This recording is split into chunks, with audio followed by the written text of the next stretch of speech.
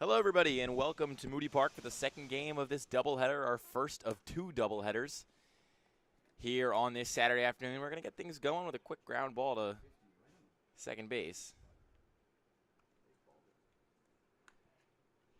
As the Southside Railers do battle with the Trenton Capitals. The Railers won the first matchup between these two teams in comfortable fashion after scoring 4 runs in the first and never looking back. Giacomo, if you are the Caps and you're looking to kind of just right the ship and pick up a win here, kind of what do you have to focus on to find the winning side of the column today? Part of it is, yeah, they have to have better at-bats. They need to string more hits together. Part of it's just playing good fundamental baseball. They need their pitchers to throw strikes. They need to not commit as many errors as they did last game. And then I think they can have a competitive game against Southside. If they're going to hit, oh, well, they're going to hit. But you need to just play an overall cleaner game. Southside still undefeated, 7-0. They lead the Northern Division. And this one's fouled back. It'll be 1-1. And introducing the starting pitcher now for the Caps, Jack DeFissi, out of CBA. Just wrapped up his senior year over there for the Colts. Had a very successful season this year. Pitched to the tune of a 3.2 ERA across 26 innings. And he's trying to find that groove here in summer ball with the Trenton Capitals. 2-2. Swing and a miss. He got him. And just like that, as cool as you like.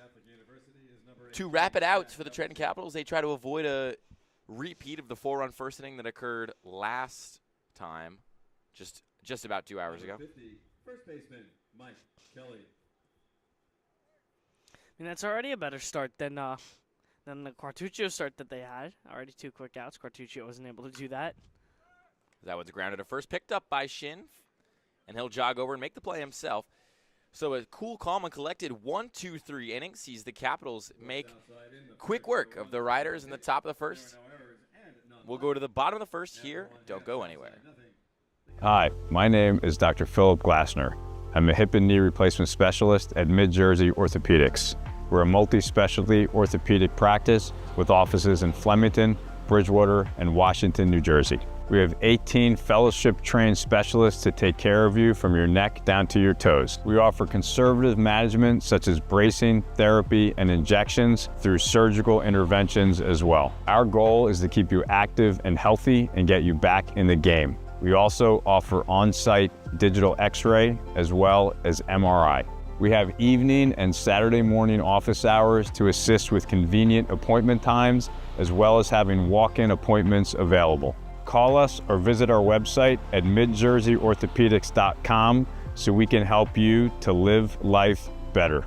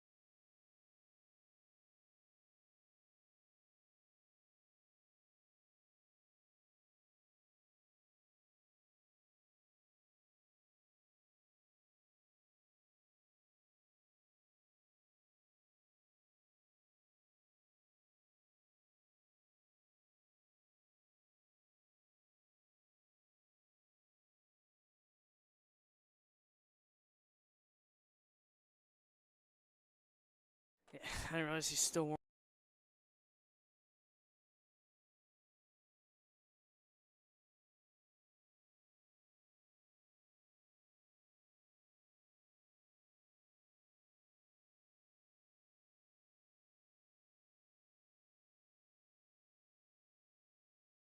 Back with you here at Moody Park for the bottom of the first. After a 3-minute top of the first inning. Mentioned it during our first game of this doubleheader. Second game, we got 2 strike throwers on the mound. And for Southside, it's Ross Huffman, native of East Stroudsburg, Pennsylvania. Just wrapped up his sophomore year at Moravian. Started 6 games for the Greyhounds. Pitched just 20 innings, though. And had ERA north of 7. As a lefty gets things going with an outside fastball. So it'll be 0-1.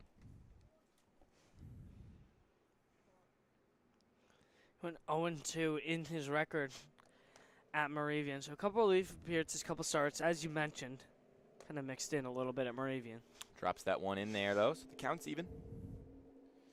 Parker Murator is going to lead things off. He was last in the lineup last game, but, you know, impressed some coaches and got some teammates hooting and hollering with a couple strong ABs and some gritty base running. All last summer, he was the leadoff man for the Caps. He slid down in the order this summer, not having the same summer he did last year, so kind of good to see his coaches get a little bit more confidence. Maybe he's a little bit more confident himself, sliding back up into that leadoff hole. ECCBL All-Star in 2024, and had a .364 average on Fairleigh Dickinson, led the team last season. The 1-2. This one's fouled back. 24 walks this past spring down there for the Knights. He's a very disciplined hitter. He'll foul off the pitches that he needs to, especially that low breaking ball. You won't catch him chasing a lot, though.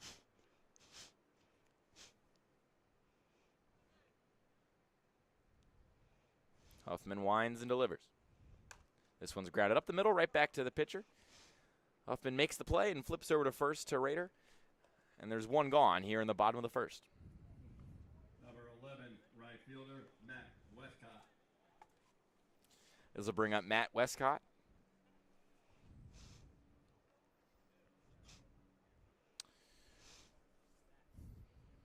Didn't start the last game, or the first game rather, of this doubleheader. But looking to make an impact here in the back end. It's a left-left matchup. Yeah, first time we're seeing Westcott today.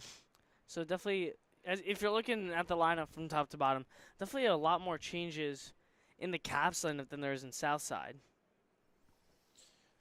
But it's a Moravian on Moravian battle between these two. You have to imagine this is not the first time they've faced off against each other. The 0-1 from Huffman. Tried to drop it on the inside corner, couldn't get the call. Counts even. Westcott having a nice season so far for the Caps, batting .300. Also only has 1 RBI, though, has a double as well.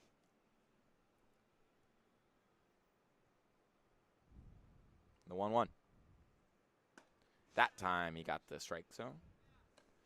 A lot of horizontal bend on that one. Good pitch. The way that Huffman throws, he kind of sits back a little bit longer than your traditional pitcher, so he kind of gets a little bit more giddy up. Not that he's throwing it harder, it just has a little bit more ride. It looks like it's going to come out a little bit harder in the hitter's view. The 1-2. Fouled back. Count will remain the same. It's tough as a hitter. You're trying to keep your weight back and sit back on Huffman, but he stays in his back leg so long. It makes it tougher, and that's why I feel like a lot of hitters are going to be too far out in front against him.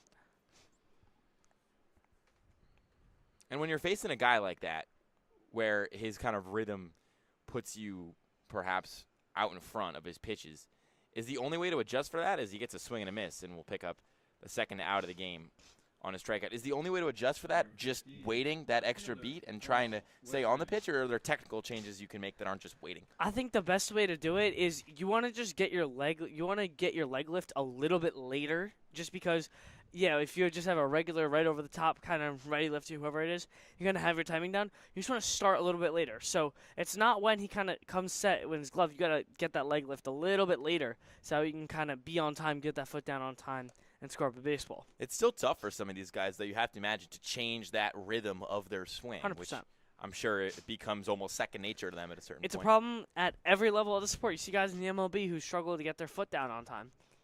The 1-0. This one's dribbling into the outfield, and it'll get there on the fly. So Wisman will reach first safely, as the first hit of this one is off the bat of Carl Wisman.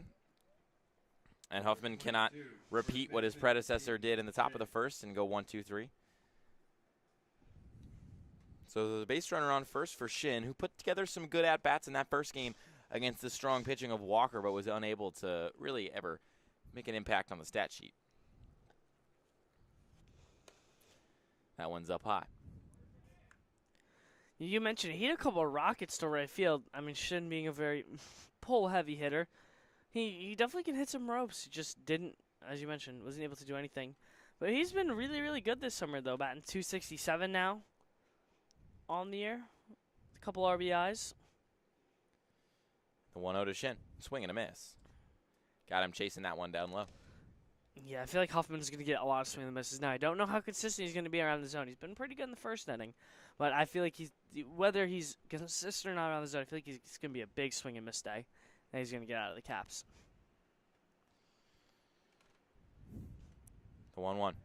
I'd rather he'll try to hold the runner back there at first. I mean, that was definitely the C-plus move. I feel like he definitely has to have a better one in his back pocket. The 1-1. This one is lifted the other way, and it'll go right into the glove. Kind of was coming on quickly to Rivera, but he was able to jump up and make this catch. So the Caps put together a couple nice pieces of contact, but only get one hit to show for it. There's no runs, one hit, and one man left for Trenton as we go to the top of the second.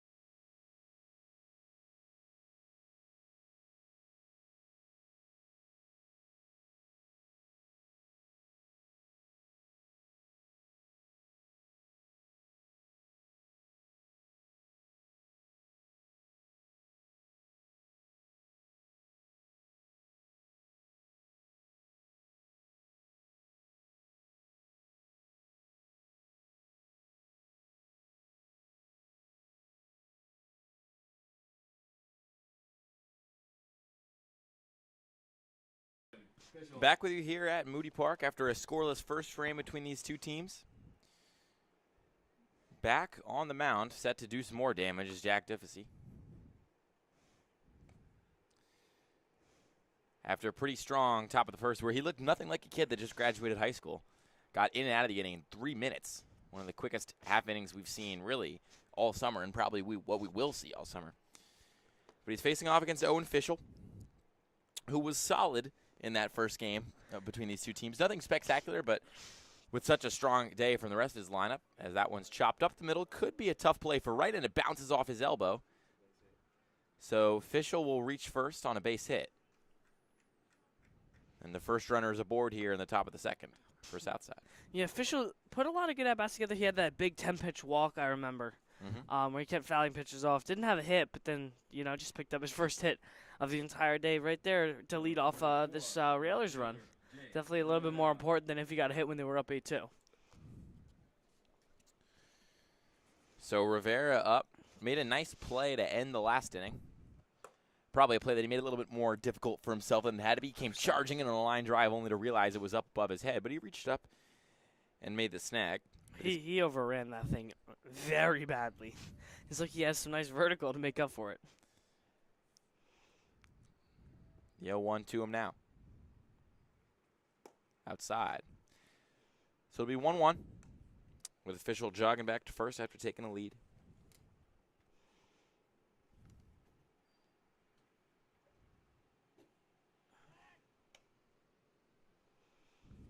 Just trying to hold Fischel over there. Defisi, the righty, got his back to the runner, as most righties often do. The pitch. Most righties? I mean, sometimes the runner's on third, but for the most part, righties usually have the runner on first and have their back to the runner. That's fair. That's fair. Just playing the percentages here. It's 1-2 after that foul ball. Fischel takes his lead, and the pitch to Rivera is fouled back. Count remains the same. We'll say, I mentioned it in the early first inning. The Caps, they need pitchers who are going to go attack these guys. Get the Fizz, he doesn't have it out yet in the second inning of work, but he's at least battling. He's consistently throwing strikes, and he's around the zone. Yeah, making your defense help you out has been a theme between both coaches on either team. They want to see these ground balls, these pop flies. As this one is flied into the gap. Coming on is Murator. He's still running, and he makes the catch. His hat flew off, and I thought it might have been the ball briefly. But he gets his glove on it and runs down the fly ball in center field. That'll be one away now in the top of the second, and Fischel stays at first. Now we have the only change in the entirety of the Railers lineup. That's a tongue twister for you. Ronnie Werkheiser, the only absolute change in the Railers lineup, so he's the only one newly inserted for them. I think if it was during the college baseball season, I'm sure he'd make the All-American, All-Name team. Werkheiser is pretty good as a last name. As that pitch is upstairs, you want to know. Yeah. Goldie Beacom, player last season, or at least he was for a little bit before transferring over to Moravian, as that throwback is not in time. Yeah, a lot more Moravian guys today. We saw Southside's pitcher Ross Huffman being a Moravian guy. Werkheiser as well, Moravian. Pretty local to that Southside area, up around near Allentown. Moravian nearby. So Allentown, not too far from Philly, right? Yeah, good one. You ever? Yeah, I mean, no, I mean I think it's closer than Bethlehem. That was a slightly better attempt from you. But in the first game, my partner here was trying to tell me that Bethlehem was right next to Philly. I'm not going in Pennsylvania geography. Somebody clearly never. Well, see, in fourth grade, we had to one of our projects all year was just making a map of the state. So I got pretty dialed in. Fun fact, Middlesburg, this might stun you, it's in the middle of the state. Wow. Yeah, I know. They really were creative with that one as the pitch is in there for a strike. It's 3-1. Chambersburg, it's in the bottom of the state. I'm stunned, personally. Wow. That's actually unreal.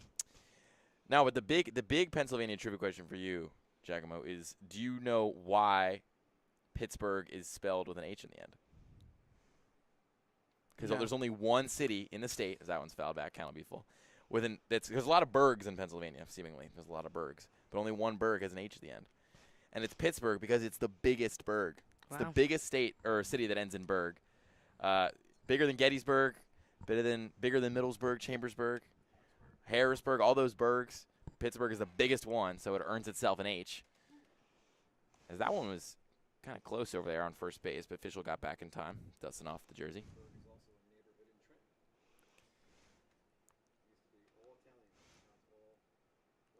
The 3-2.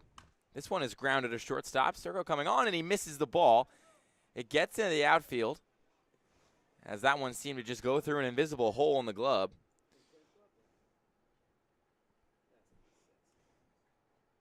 And that'll go down as an error on the shortstop. So the runners are in the corners now. Fischel gets all the way over to third. Werkheiser reaches on an error. 17, right fielder, And Southside is 90 feet away from taking the lead early in the second inning with just one gone. And the pitch count climbing for Defussy after such a good top of the first. So if we had a little bit of turbulence here, does send an escape hatch. If Werkheiser isn't going to run, he does have that double play opportunity that he can get out of Phillips. The pitch. in there for a called strike to open up the at-bat. Showed bunt in that first attempt. Not sure if he's going to stick with it. You mentioned that escape hatch. That was something that the Gens feel like they often need from the defense, and sometimes it kind of can't present itself when the time is right. Right now, as the runner goes from first to second, that one's fouled back. Messkill just waiting for that ball to go back in his hand. Luke, you know what I want to talk about? Let's look at the Railers third base coach over there with the ginger beard. What an absolute specimen over there. Yeah, I don't think I could ever grow a beard like that. Me neither. Like even if I was an old wise guy, even if I was Gandalf, I don't think I could pull that off. So really, just a big credit over there, third base coach. He's got an absolute flow. It's essentially just rocking a mullet, but in the front of the face instead of the back of the hair. You're not wrong. I've never heard of a beard thought about in that context, but you're kind of onto something. Kind of has like the same shape, just very like wavy, boxed out at the bottom. My dad's been trying to grow a beard. He's grown. Saying try is kind of mean. That one's fouled back. It's still low too. He's grown a beard over the last couple of years, but I don't think he could dream of getting it that long in Santa Claus. Or my mom would probably make him cut it before it ever got that long. Very understandable.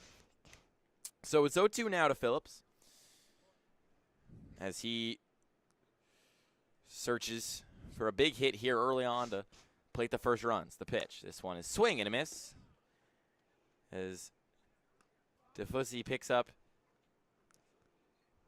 his second strikeout of the afternoon.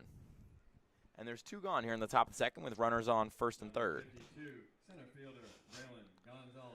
And then now we have a muscle man coming back out again. Gonzalez getting his second start in a row for the Railers. Yeah, captured attention more with his cut-off shirt than with anything he did with his bat or his glove in the first game. But that could have just been us too distracted. He had a solid performance, got on base a couple times at the hands of some walks, and made a couple routine fly ball plays out there in center field. Yeah, he also had that line drive that tipped off Applebee's glove that they gave a hit because that was an absolute rocket. But he's behind the count 0-1 now. Runner goes, check swing, throw down. They're going to try to double steal, but they don't get him in time at second. So Southside picks up a run off the double steal as Messkill can't throw out Werkheiser going from first to second. And the scoring is open. It's 1-0 Riders. There you go. And again, the Railers don't get a hit to get the run in, but they get the run in either way. So, hey, whatever works for them. And if you're the catcher there, Messkill, what's the motivation behind throwing that? Because I feel like there's people watching that might think, why would he throw that ball? Like, why? You got to know third. He's coming home from third.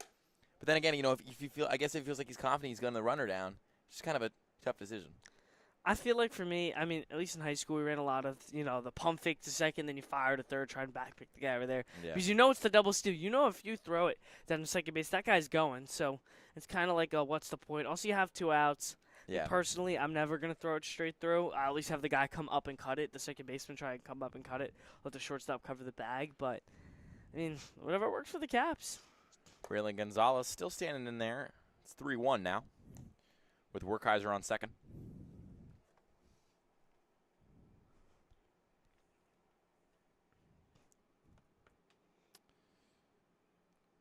Gonzalez played for Binghamton this past season, which, as he's walked there on the 5th pitch of the at-bat. Number 6, shortstop. So he'll take first base, and after an efficient with a capital E first inning from Jack DeFussy, we're suddenly seeing, maybe some chinks in the armor, some cracks in the shield, as we've got runners on first and second, and 1 run already given up here with Blonde coming up to the plate. Yeah, he does have a seemingly easy at-bat with Blonde, who was 0 for 3 in the first game, did not get a hit, and a lot of his bats looked uncompetitive. So we'll see if he's able to change his kind of mindset. We'll see if DeFussy's able to kind of keep it rolling against Blonde, who's been struggling today. Blonde just graduated high school. Played for Bethlehem Catholic this past season. One of the stronger high school teams in eastern Pennsylvania.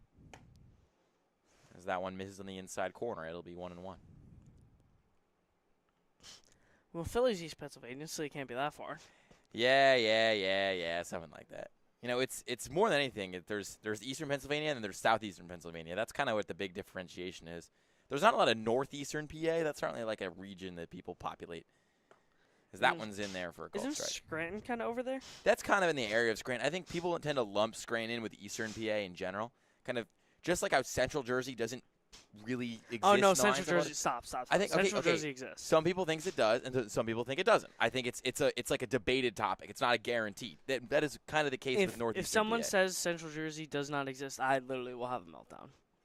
It is Well, a real thing. Yeah, I mean, we want to avoid that on the mic then. That one's foul off. It is for sure a real thing. Listen, I don't disagree. I think Central Jersey totally exists, but I think there are some people in the world that think it doesn't. And similarly, northeastern Pennsylvania is kind of like you get up to a certain point, you're basically outside New York. You get down to a certain point, you're basically just in central Pennsylvania. So that's definitely the Scranton area. I hear you. But people tend to lump that area in with Allentown and Bethlehem, and where all these places are, which are kind of more in the center of the state. It's just a conglomerate of cities, with the southernmost ones usually being the more populous ones. So that's I kind of gotcha. where the northern ones get lumped into. But yeah, I mean, the Central Jersey, I figured that was going to come up on a broadcast eventually this summer.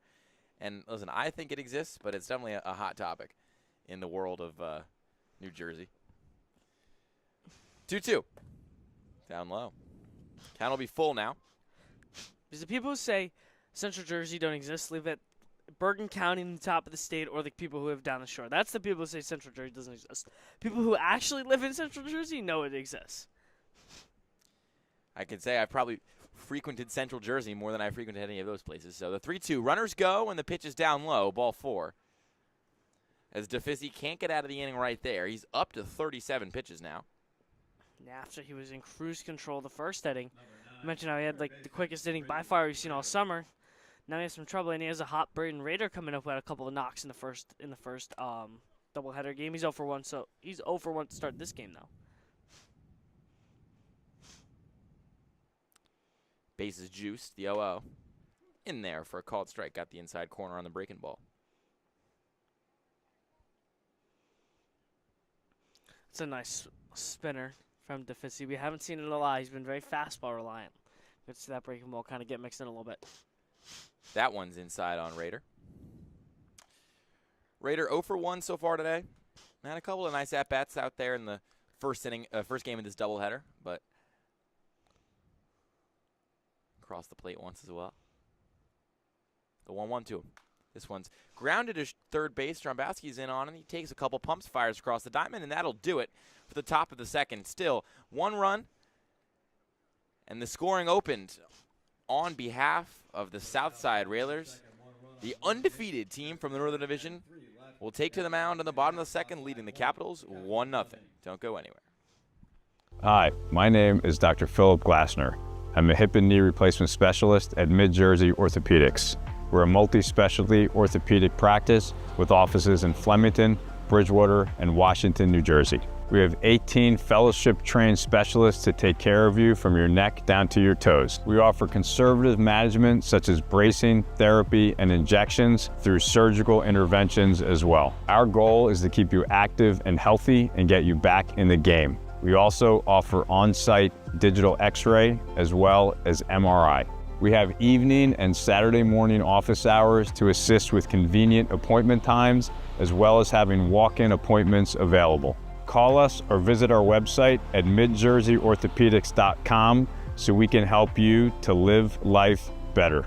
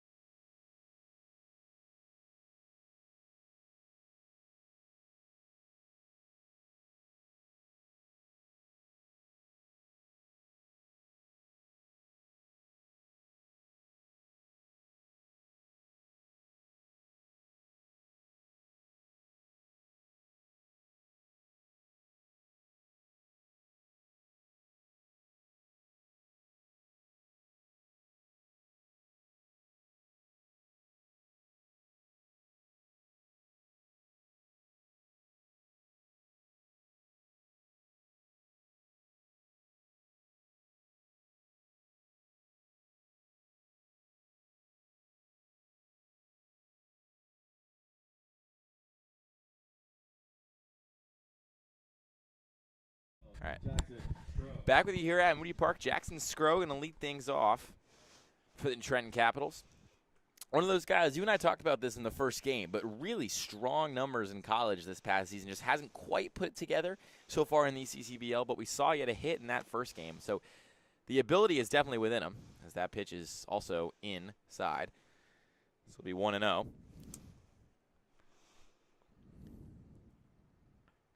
Yeah, I mean, even after last game, totals up to 172, and he had a hit last game. He had a nice opposite field liner. This one's grounded to shortstop, coming on and making the play, and then flipping sidearm across the diamond is Blonde. That was a tough hop to handle, and he did it pretty well. Here's what I will say, but I've seen out of Blonde. Obviously, we haven't seen a lot of the Railers this season at all. We're not going to see him a lot. But with Blonde, he is not a great hitter, but man, is he smooth defensively. He makes every play look routine over there in shortstop. He surely flashes the glove, that's for sure. Now that's the rage monster from last game. You could say Braden Drombowski, who had a tough time in the first doubleheader. You could say. Yeah, I mean it was a tough game for him. I wouldn't say rage monster's a little extreme. He just turned the ump. He said, "There's no way, and then he went to the dugout. I don't even think he got warned for it. He did. Did he get warned? Okay, because Yeah. I didn't see an explicit warning, but you guys are both nodding and telling me he got warned. After the end of the inning. I see. It was after. Okay, I must have been focused on something. But this one's a hot grounder to the hot corner as Raider makes the play, fires across the diamond, and gets him out. Back-to-back web gems on the left side of that infield between Blonde and Raider. The B brothers doing pretty well.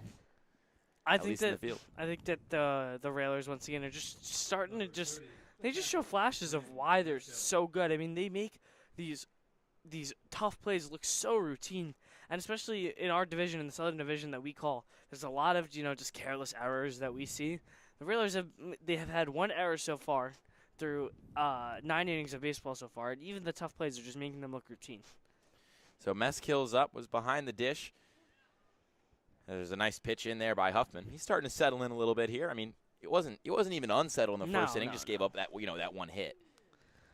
Also, I felt like he didn't spot up necessarily like consistently where he wanted his fastball, but this inning I feel like he's located his fastball a little bit better, has a little bit more control. Here's 0-1.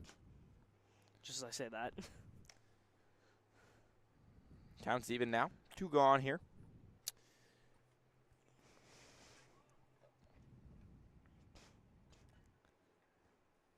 Meskill at the dish. Huffman delivers. Down low. Luke, you know what I think is funny? On Ross Huffman's profile on Moravian Athletics, the team that he plays for, it says that he hits and throws right-handed, but in his picture on the profile, he's throwing left-handed. So yeah, I mean those athletic sites can sometimes be wrong.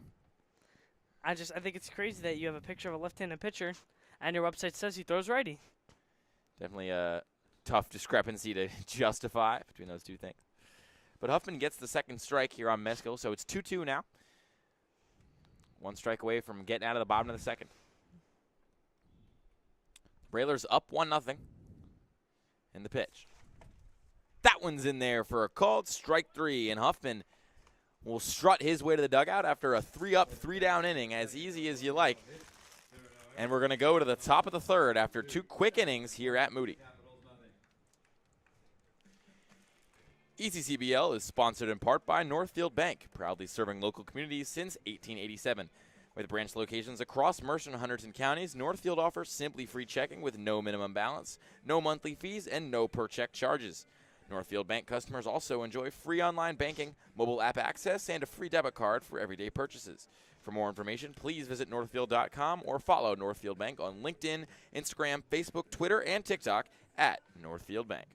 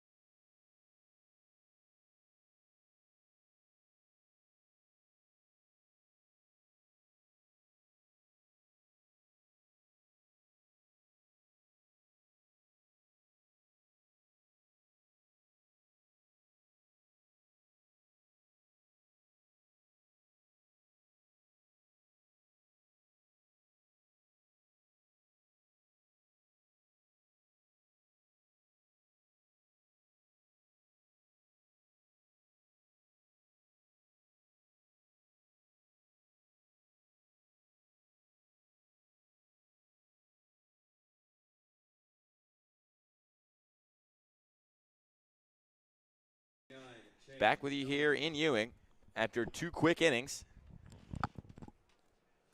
We're back to the top of the third as DeFisi is looking to perhaps right the ship a little bit, but the first pitch of the inning is lifted into right field. It'll get down for a base hit. And there's one aboard on just the first offering of the third inning. As DeFisi's 3-minute-long first inning feels like ages ago. Number 50, first It baseman, definitely does. And Kelly.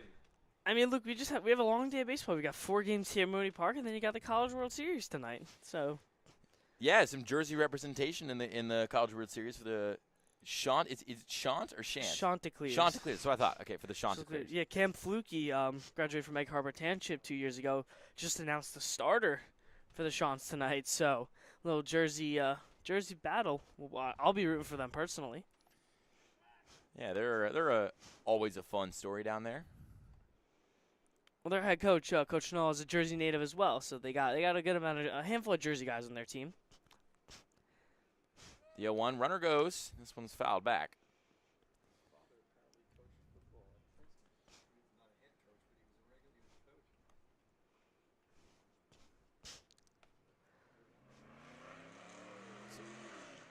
So DeFisi ahead in the count, 2-0, with Philman on first. Facing off against Kelly here. DeFisi comes set. Delivers. Fouled away. I mean, Philman's been really good in this doubleheader. I believe he had 2 hits in the first one, just roped another single in this one. He's just a nice, easy line drive hitter to the pull side. I believe almost all of his hits have came that way. This one's fouled back again, same spot. Southside seem to be a team that do a really good job just getting their bat to the ball. I think for DeFisi, I mean, it's just been tough. He's throwing strike, he's attacking the hitters. You just can't put these guys away. They're working him deep into counts. Frankly, he hasn't walked a lot of guys, but he just isn't able to put them away. Checks the runner at first. Not in time. If it was a better throw, he may have had I him. was going to say that same thing. It looked like, if DeFisi had a little quicker out of his hand maybe and more accurate, he could have gotten him. Philman kind of slipped on his way back to the bag. The pitch. Now this one's hit high. Still in the infield. Under it is Meskill. He's got time, and he makes the catch. So there'll be one away here in the top of the third.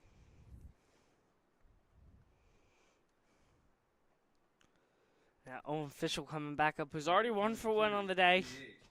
He's had a lot of good at-bats today as well. This is a troublesome at-bat for DeFisi. You don't want to give up more than a run. You want to try and work quickly. He's already almost at 50 pitches, so you want to keep that pitch count low. Yeah, again, especially after such an efficient first inning. And there's already action down there in the Cavs bullpen as well. Runner goes. This one is throw down to second. Not in time. Scoots in the outfield, but backing up pretty well there is Murator. Was a strike on the pitch, though, so DeFisi is going to hop ahead.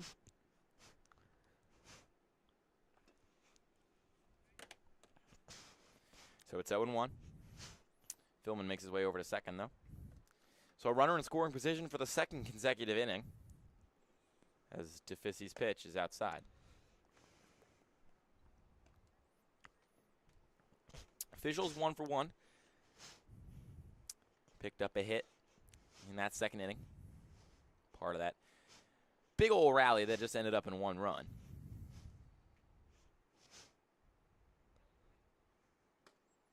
So that one's upstairs. 2-1.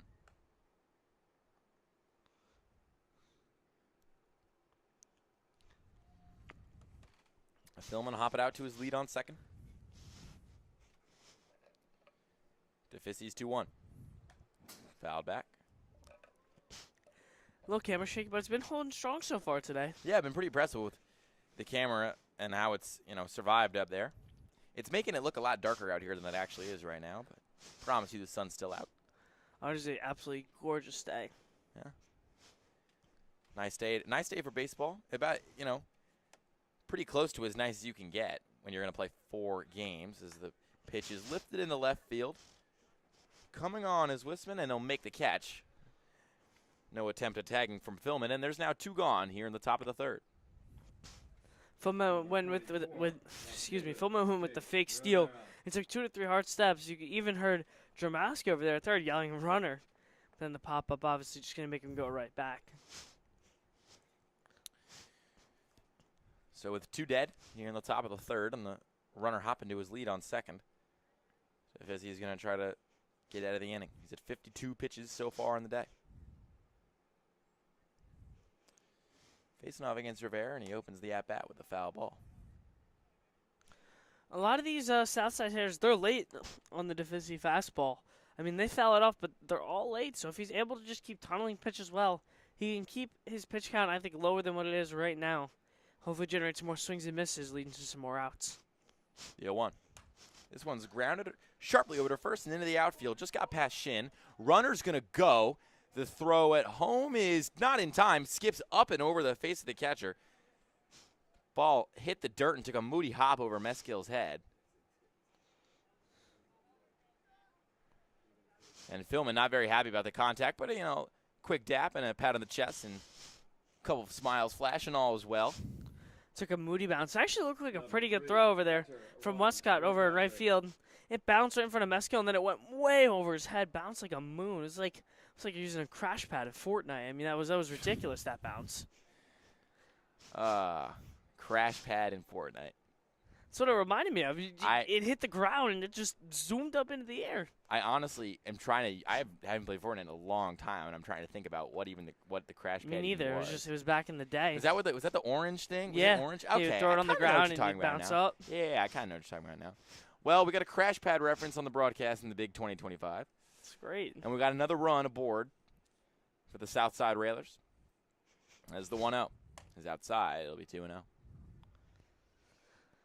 Used to be a big Fortnite guy back in the day. Back during COVID, I mean, believe that. great game. Yeah, I believe that. I was more of a FIFA guy myself. Spent a lot of time playing pro clubs with my friends, which is like FIFA game mode where you can each control one player. You can play on a team together. It's pretty fun. I know you're a basketball guy. My main game was 2K. I was a big 2K guy. Yeah, see, I haven't owned a 2K since like 18. Wow. Just never a big 2K fan. Playing video games, I always like playing FIFA. Soccer is one of those sports. Everybody has that one sport where you're like, if I could be really, really good at one sport, what would it be? For me, it's probably soccer. If I could be like an insanely good soccer player, that'd be pretty fun. It's 100% basketball for me. If I was a D1 hooper, life would be great right now. Well, yeah, I mean, obviously, if I could like effortlessly dunk, that would be nice. But, you know, sometimes God had other plans. Made me 6'3", but I'm not able to grab the rim without like extensive plyometric training. So it's 3-1 now, as that one's up into the outfield for a base hit. Rivera is going to round third and come home. There will be no play. So a light 2-out rally here from the south side has pushed their lead to 3-0 here in the top of the third. DeFizzi was one strike away from getting out of this inning, but he's given up 2 runs since that moment, and here comes a visit to the mound. You mentioned it. A light rally is the way to put it. I mean, he's only had 1 runner on at a time, but they're just the 2 back-to-back opposite field singles scoring the runners. I mean, it's been tough out there for DeFizzi. He's not throwing bad by any means. The Railers are just kind of doing what they need to do and putting them in tough spots and executing when they need to. Still chatting over there on the mound. You have to imagine they're probably not talking about tomorrow's finals Game 7 in the NBA or last night's Mets loss. Well, the Mets are struggling, but Game 7 tomorrow night, it's going to be a fun one. I'm looking forward to it.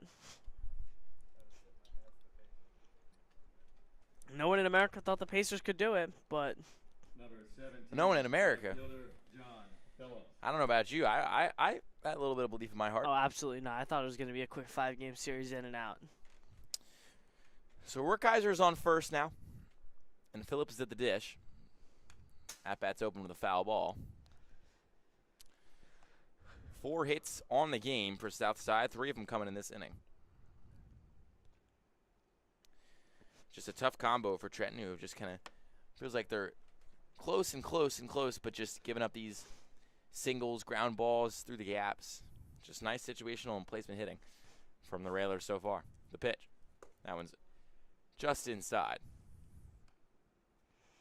Yeah, home plate umpire changing. It's not Ryan Zielinski behind the plate.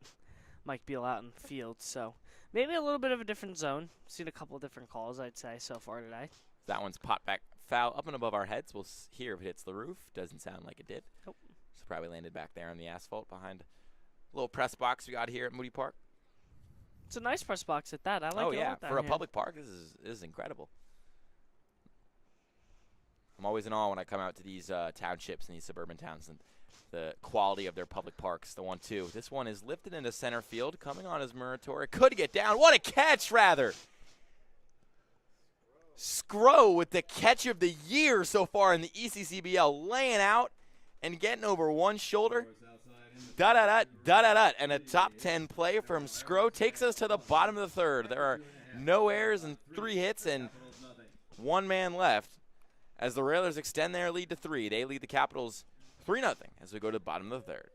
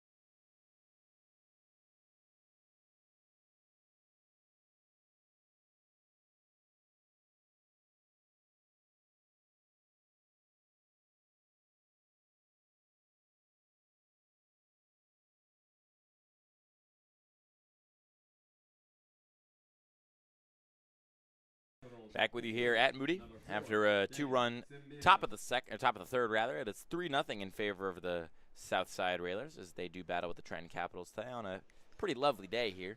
Sun shining, birds are singing, clouds are moving quickly, and no threat of rain like we've had the last couple times you and I have been out here at Moody Giacomo. As this one is grounded sharply to third base, a nice gloving play, and spinning and firing across the diamond for another beautiful piece of fielding.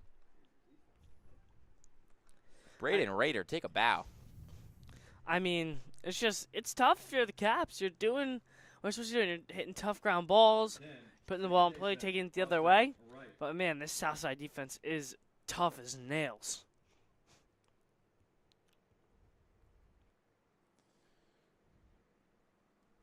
So after 1 pitch and 1 out, next at bat begins with a ball low. You know, we were talking about Ross Huffman heading into this game. Struggled a little bit last year at Moravian. But so far in this one, after a leadoff single in that bottom of the first, he's looked really strong.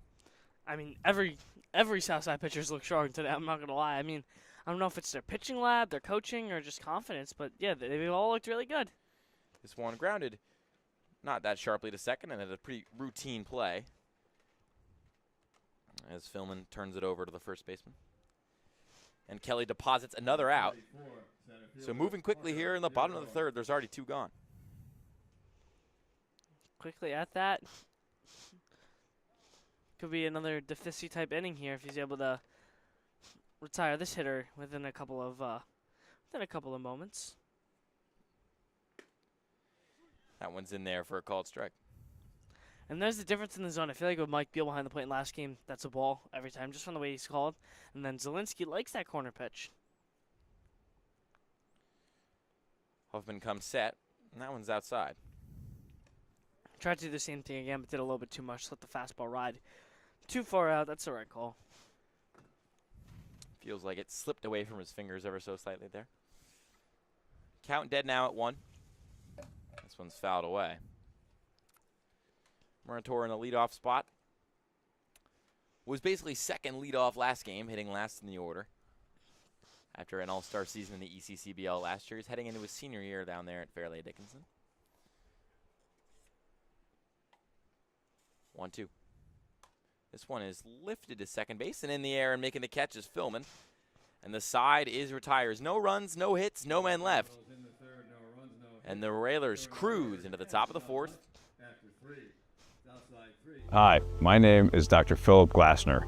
I'm a hip and knee replacement specialist at Mid-Jersey Orthopedics. We're a multi-specialty orthopedic practice with offices in Flemington, Bridgewater, and Washington, New Jersey. We have 18 fellowship-trained specialists to take care of you from your neck down to your toes. We offer conservative management such as bracing, therapy, and injections through surgical interventions as well. Our goal is to keep you active and healthy and get you back in the game. We also offer on-site digital x-ray as well as MRI.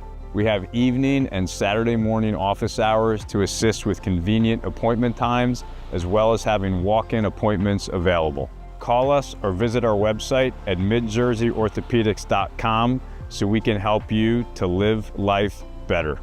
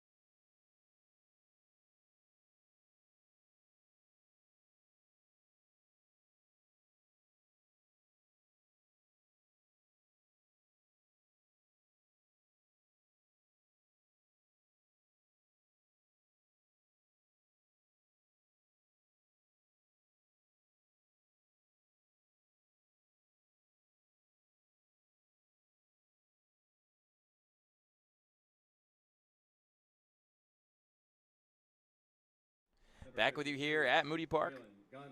And the top of the fourth, Gonzalez going to lead off for Southside as they look to extend their 3-0 lead. New pitcher on the mound for the Capitals. It's Ethan McHugh, the right-hander, heading into his senior season over there at Cornell University. One of the many big red guys on his team as he gets the ground out there. So Gonzalez meekly grounding out to second base. And there's one away. Number 63, Ethan McHugh. Played at North Hunterdon High School. Didn't have, the greatest stats this past season, but again, only pitched 2 innings, gave up 2 hits and 2 earned runs. Walked 3 guys and had 2 strikeouts. Only faced 11 batters. Here's the pitch. That one snaps in there for a called strike. North Hunterdon, not too far from my hometown, about 45-minute drive west. How is that not too far to you? That's what bamboozles my mind. 45 minutes is pretty far. It's not that far. Understandable. I guess I'm used to just, long drives. Nothing's really, that close to me, in all honesty. Like everything close, if I'm going to do something, everything's about 15, 20 minutes. That's a close drive for me. That's funny that's how it, that's funny. 45 minutes, 35, 40 minutes is not bad for me at all. Probably put on some good tunes on a drive like that. I like driving. Good podcast. I like driving too. Driving's fun. Driving's great. Big fan of a road trip every now and then. Absolutely. McHugh's 1-2. This one's fouled off. Surprised you went with the fastball there, in all honesty. I thought he was going to go with that curveball. He had a blonde kind of fooled a little bit at the first one. I was thinking he was going to go back to it. I want to see if he goes back to the well here now, though.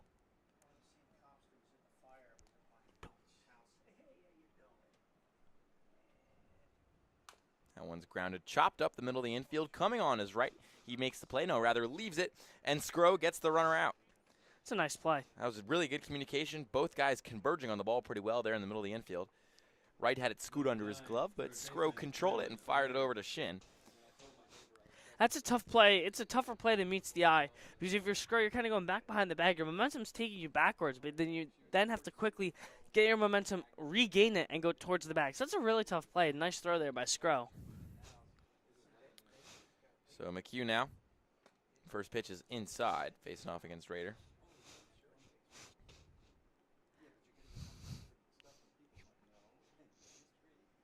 I'd say Blonde's offensive struggles continue. He's 0 for 5 on the day. But he makes up for his worth in the field.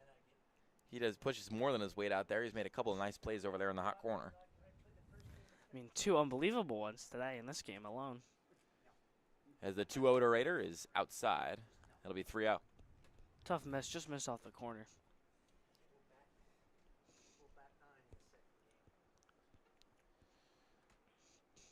McHugh comes set, kicks and delivers. That one's in there for a called strike. Got the top of the zone. It was very delayed there by Zielinski. But you and I probably both. I thought it was a strike. I did too. Yeah. I did too. I'm saying I'm not a fan of the umpires, who take too long. Leaves on the edge of your seat. There's a swing and a miss, and the count is full now with 2 gone. This is a big out for McHugh to get if he can get this one out. Get a 1-2-3 inning. Get out of this inning alone with under 15 pitches. This would be big for him. The payoff pitch, outside. Oh, Can't drop it in there on the corner. And Raider will take his base. So McHugh was down 3-0 in the count, came back, got it to full, but couldn't finish things off. And there's 1 aboard here with 2 gone. And we saw in the second inning, the third inning, how dangerous those 2-out rallies can be. Oh, we know for sure, especially when the Railers are up. Railers are good at 2-out rallies. They also cause havoc on the bases. This one's popped up, though, sky high in the infield. Under it and making the catch sliding is Drombowski, and that'll do it. A little bit of sauce and seasoning on that one, perhaps unnecessarily, but the job is done, and we go to the bottom of the 4th. Railers don't put up any runs in that inning, but they still lead 3-0 over the Trenton Capitals. Don't go anywhere. Hi, my name is Dr. Philip Glassner. I'm a hip and knee replacement specialist at Mid-Jersey Orthopedics. We're a multi-specialty orthopedic practice with offices in Flemington, Bridgewater, and Washington, New Jersey. We have 18 fellowship-trained specialists to take care of you from your neck down to your toes. We offer conservative management such as bracing, therapy, and injections through surgical interventions as well. Our goal is to keep you active and healthy and get you back in the game. We also offer on-site digital x-ray as well as MRI. We have evening and Saturday morning office hours to assist with convenient appointment times, as well as having walk-in appointments available. Call us or visit our website at midjerseyorthopedics.com so we can help you to live life better.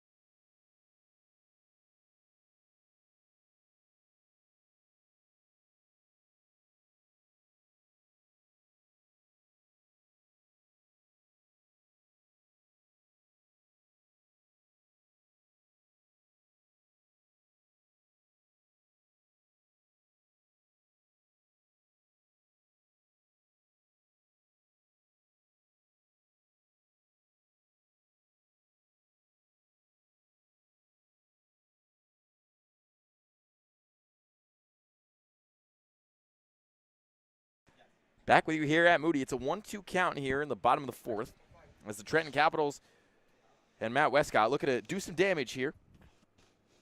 Trying to make up for their 3-run deficit. It's 1-2 to Westcott. Huffman still on the mound. He's cruising right now. It's just a swing and a miss and fouled it off the bat, actually. 35 pitchers. He's three moving. full innings now into the fourth. For sure cruising. I mean, I'd say even cruising better than Walker did last game. Yeah, and Walker had that blip at the beginning. So far, really unfazed, unwavered has been Huffman. Here's 1-2. This one is lined in the outfield, and it'll get down for a base hit. Westcott jogs the 90, and he's aboard to start the bottom of the fourth. Nice piece of hitting. Get that fastball middle away. Just take it right back up the middle. Shoots it right over the middle of the field, and that's just a great piece of hitting by Westcott.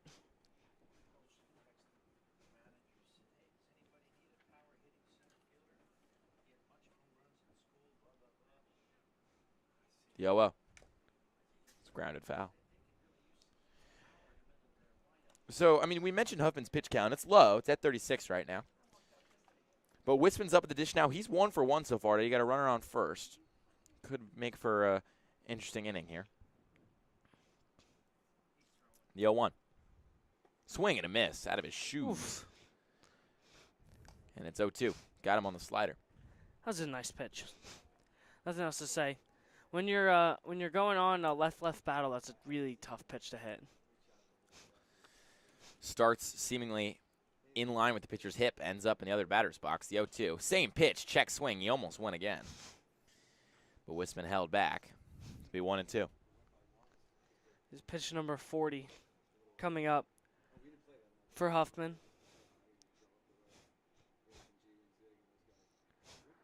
Runner on first. Runner goes. The pitch is inside, and the runner reaches second safely. Ball is loose.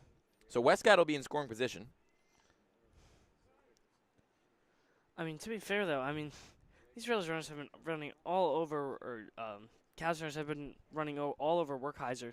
It's been the same thing on the other side. I mean, Meskill for the Cavs catcher, the Southside's been running all over him, so not a great defensive battle. Obviously, we're seeing two different catchers that we did in the first game.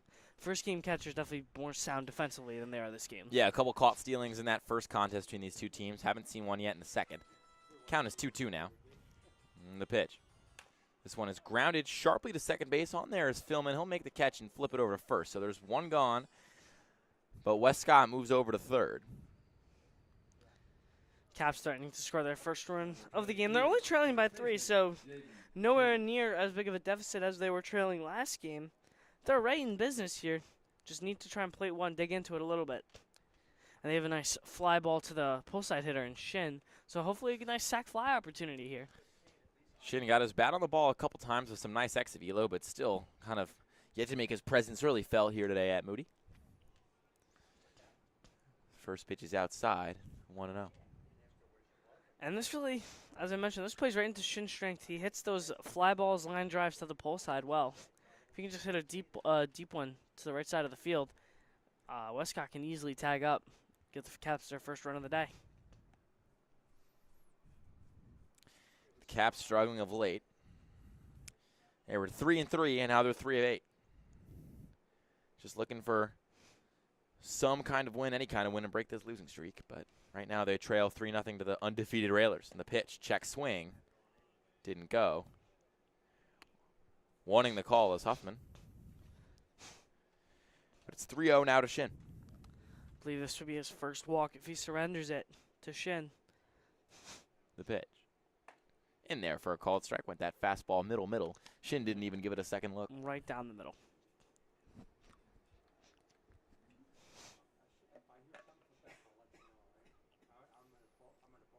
Three 3-1 now to Shin. Hitters count. Westcott 90 feet away on third. This one is lined into the outfield. It'll get down for a base hit. And Shin finds Pater finally after a couple strong ABs. His RBI single has the Caps on the board here in the bottom of the fourth. With one out, it's now 3-1 in favor of the Railers. I mean, I don't want to say I told you so, but I told you so. Played right into Shin strength.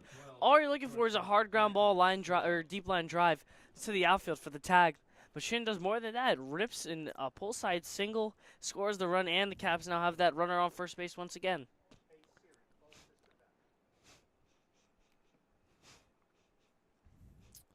Scro's in the box now. 0 for 1 today. Had a nice hit in the first game. Seems like a guy that started pretty slow here in the ECCBL this summer, but's been coming along strong as of late. The pitch to him. Grounded over to third. On there is Rader. This could be 2. Fires over to Philman, who turns to first. And there's a 5-4-3 double play. As smooth as you like from Southside. They give up 1 run, but ultimately the damage is limited. It's Railers 3, Capitals 1. We go to the 5th inning. And none left after 4. Southside 3. The Caps 1. ECCBL is sponsored in part by Northfield Bank, proudly serving local communities since 1887.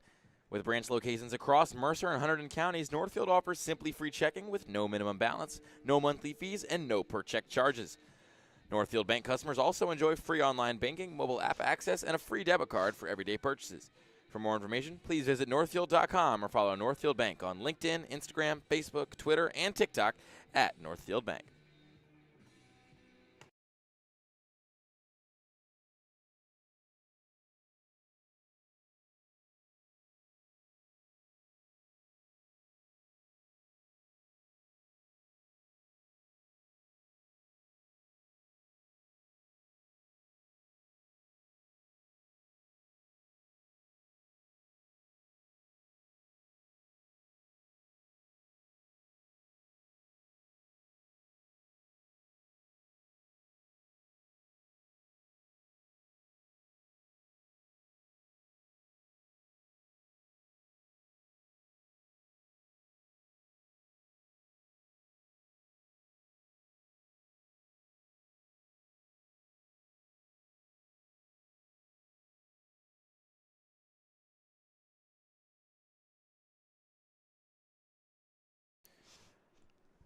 With the sun shining and the birds singing and the clouds moving through the sky, we are back with you here at Moody Park in the top of the 5th. As the Southside Railers look to extend their 2-run lead, and it'll be Kelly to lead things off for him as he takes the first pitch outside for a ball. Still in is McHugh. His second pitch to Kelly is a swing and a miss.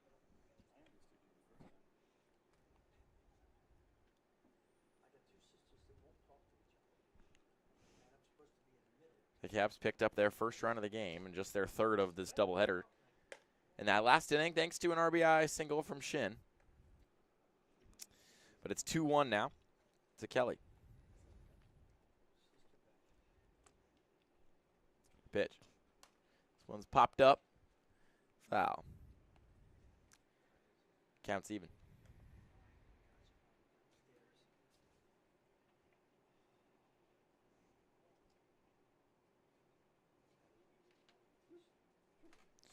The 3-1. Upstairs, it'll be 3-2. Nice at bat here by Kelly, just working back against Hugh, trying to drive up that pitch count. He's done 1 full frame. Has had a lot of turbulence. He gets him there with the curveball low, so the swing and a miss from Kelly gives McHugh his second strikeout of the day, as the first batter in this 5th inning is retired. And he's looked sharp, man. He has looked really sharp this card. I'd say today so far he's looked like the best Caps pitcher we've seen all day.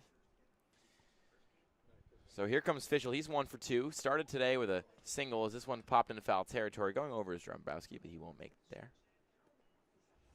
Barely got out of play.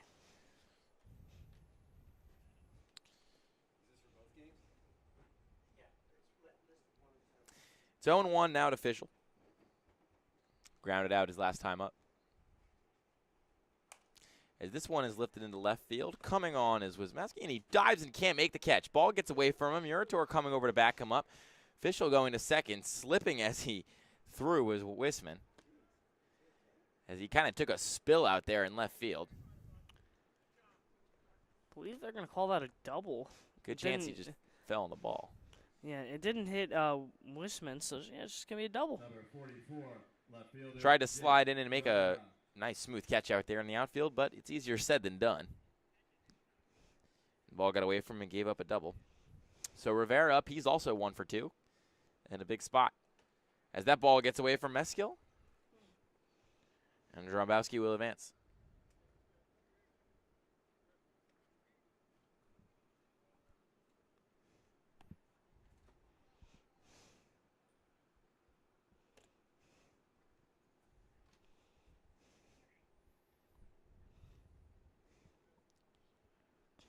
Rivera at the plate. The 1-0-2. Up high. McHugh at 24 pitches now.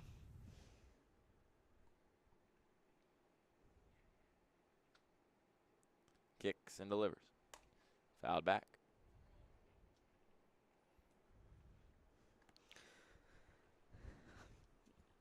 McHugh just hasn't been in command with the fastball. The curveball, I feel like he's honestly located it better. It's moved a lot more. His fastball just hasn't had every single piece of location that he's wanted. He misses high with another one. So it's 3-1 now to Rivera. With Fischel over there on third, 90 feet away from negating the 1 run scored by the Capitals in the bottom of the last inning, as that one's fouled back again.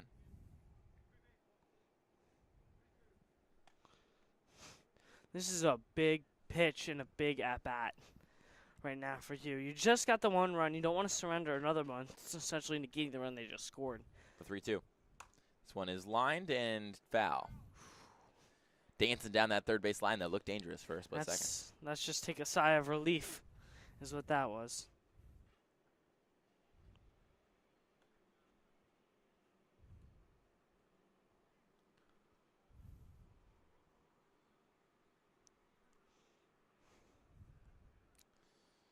He's going to get a fresh home plate.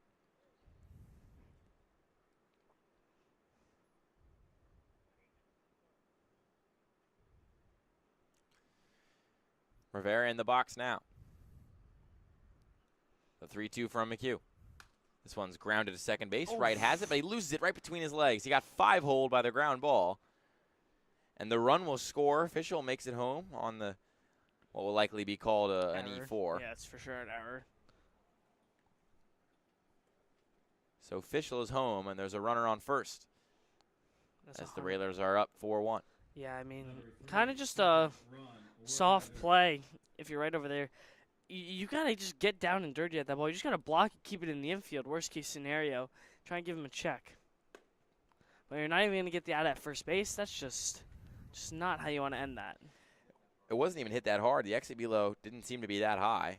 And the grass was also slowing it down. Just must He came up have too just early. taken a weird hop. Yeah, untimely error there as that one's popped up foul. Drombowski moving over. He's looking at it, and he makes the catch. So Werkheiser pops out in foul territory for the second out of the top of the 5th. I feel like that's kind of, a little bit of karma right there from McHugh. He kind of deserved that one after his awful defensive sequence out there in the field, not getting the out and letting the runner score.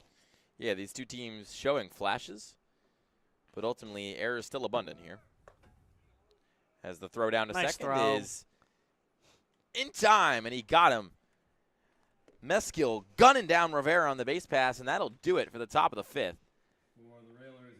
But not before the Railers are able to strike again. They lead 4-1 over the Capitals as we go to the bottom of the frame.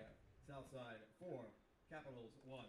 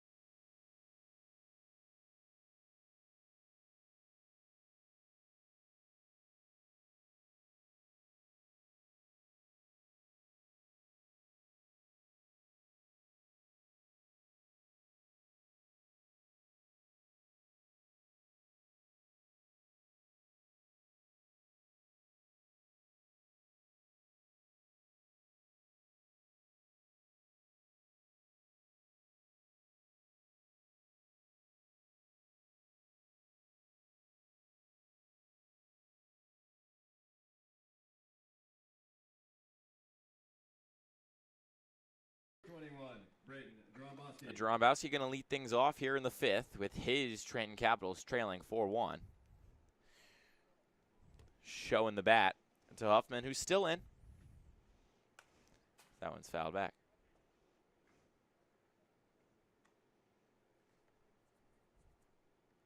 You know, we talked all about Walker and his effectiveness as a starter for Southside this year and his kind of towering stature and kind of the dominance he can bring. But really, as this one's grounded over to third, coming on and making the play and firing across the diamond, another nice piece of fielding there. Braden Rader continuing to have himself a day over there in the hot corner. But, I mean, Huffman's really been the epitome of efficiency so far today. I mean, he only has 50 pitches. He could go the full game at this point. We saw Walker go 90-plus in the first game, and he's just over halfway of what that was. No bullpen action either for the Raiders, while there is some bullpen action for the Caps. I believe we're going to be seeing a new arm next inning. The 0-1 inside. Meskill ended that last inning with a throwdown on second base. Caught the runner stealing. It was Rivera. And he's ahead in the count 1-0. Here's this offering, and it's grounded sharply into right field. It'll get down for a base hit.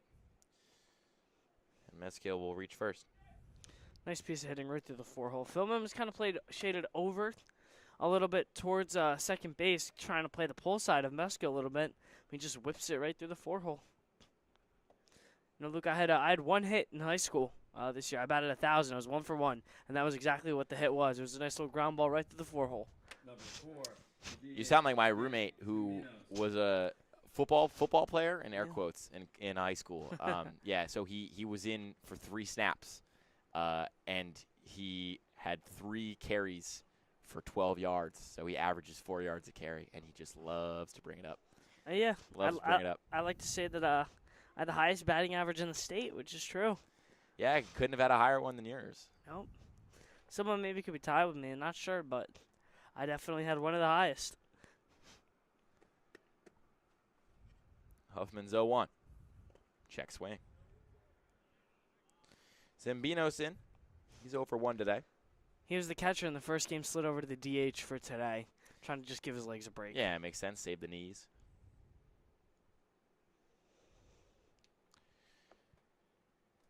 Counts even now at 1-1. Meskill on first. The pitch. This one is hit hard, but foul. Right towards the basketball players where they would have been on Tuesday nights. Yeah, and right towards a smattering of fans over there, perching themselves under a temporary gazebo sort of thing, tent situation. It's hot out. It is. Shade out. is always appreciated, which is why, as if on cue, the sun likes to go behind a cloud. The 1-2 is on the way. Check swing, ball in the dirt. Count is even at 2. Yeah, Simbinos is kind of doing like that half swing. He's barely holding up. We saw Drombowski in the first game get rung up on the check swing, but Simbinos is barely being able to hold back right now. 2-2 count to Zambinos with a runner on first and 1 gone here in the bottom of the 5th. The pitch. Swing and a miss. Got him on the curveball low, and Huffman picks up another strikeout. He's up to 57 pitches. That's a really nice pitch. And he's moving his way through 5. Number 10, second baseman, Austin Wright. Now you have Wright due up, and if he can get out of this with under 65 pitches, he's only going to have 2 innings left and a lot of wiggle room to play with. He still also has that 3-run lead. And Luke, I just want to point out the score if you look over there. Both teams now have the same amount of hits, but you look at the errors column, it's 2 for the Caps and none for the Railers, and that kind of just sums up how this day's been and why the Railers are in the position that they are in right now to win this game. Yeah, it can be the little things sometimes. And the Railers doing the little things better than anybody. The kick and the delivery, and that one's inside.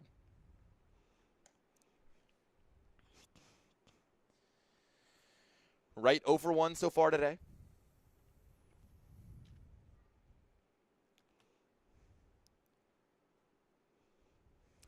Huffman's 1-1. Got it in there for a called strike. It'll be 1-2. It's a nice pitch. In fact, if you're a lefty facing a righty, that's exactly what you want. You want that running fastball to work away from them and hit that outside corner. That's just a tough pitch to hit if you're a right-handed hitter. You're expecting when they're going to throw that breaking ball, it's going to come in, but when you throw the fastball away, you get a lot of flails. The 1-2. This one's cracked foul. I didn't love that pitch trying to come in with the fastball there. As right after I said that, I got a little shake from Huffman. I think he heard me, and he agreed that was not a great pitch. It's not where he wanted it. So it's 1-2 now to right with Meskill on first and 2 gone here in the bottom of the 5th. Huffman will step off. What are you thinking here? What is he going to go with? Well, they pay you, not me, to make that decision. But if I was Huffman, given the fact that you just missed outside, he probably thinks you're to come back inside. I would go outside again if you have confidence in your ability to hit that pitch. Huffman's 1-2. Goes outside, but too far outside. Look at you. There you go. Get some pitches. Come on now. I play MLB The Show. MLB The Show makes me rage too much.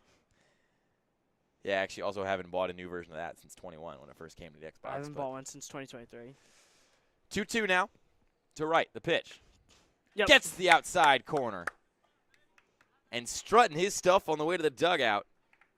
Ross Huffman, through 5 innings, he's thrown just 60 pitches. He's got 5 strikeouts. And he's got a big wave of confidence for his Southside Railers, who lead the Trenton Capitals 4-1 as we head to the top of the 6th. Don't go anywhere. Hi, my name is Dr. Philip Glassner. I'm a hip and knee replacement specialist at Mid-Jersey Orthopedics.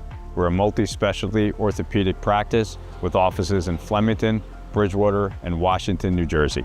We have 18 fellowship-trained specialists to take care of you from your neck down to your toes. We offer conservative management such as bracing, therapy, and injections through surgical interventions as well. Our goal is to keep you active and healthy and get you back in the game. We also offer on-site digital x-ray as well as MRI. We have evening and Saturday morning office hours to assist with convenient appointment times, as well as having walk-in appointments available. Call us or visit our website at midjerseyorthopedics.com so we can help you to live life better.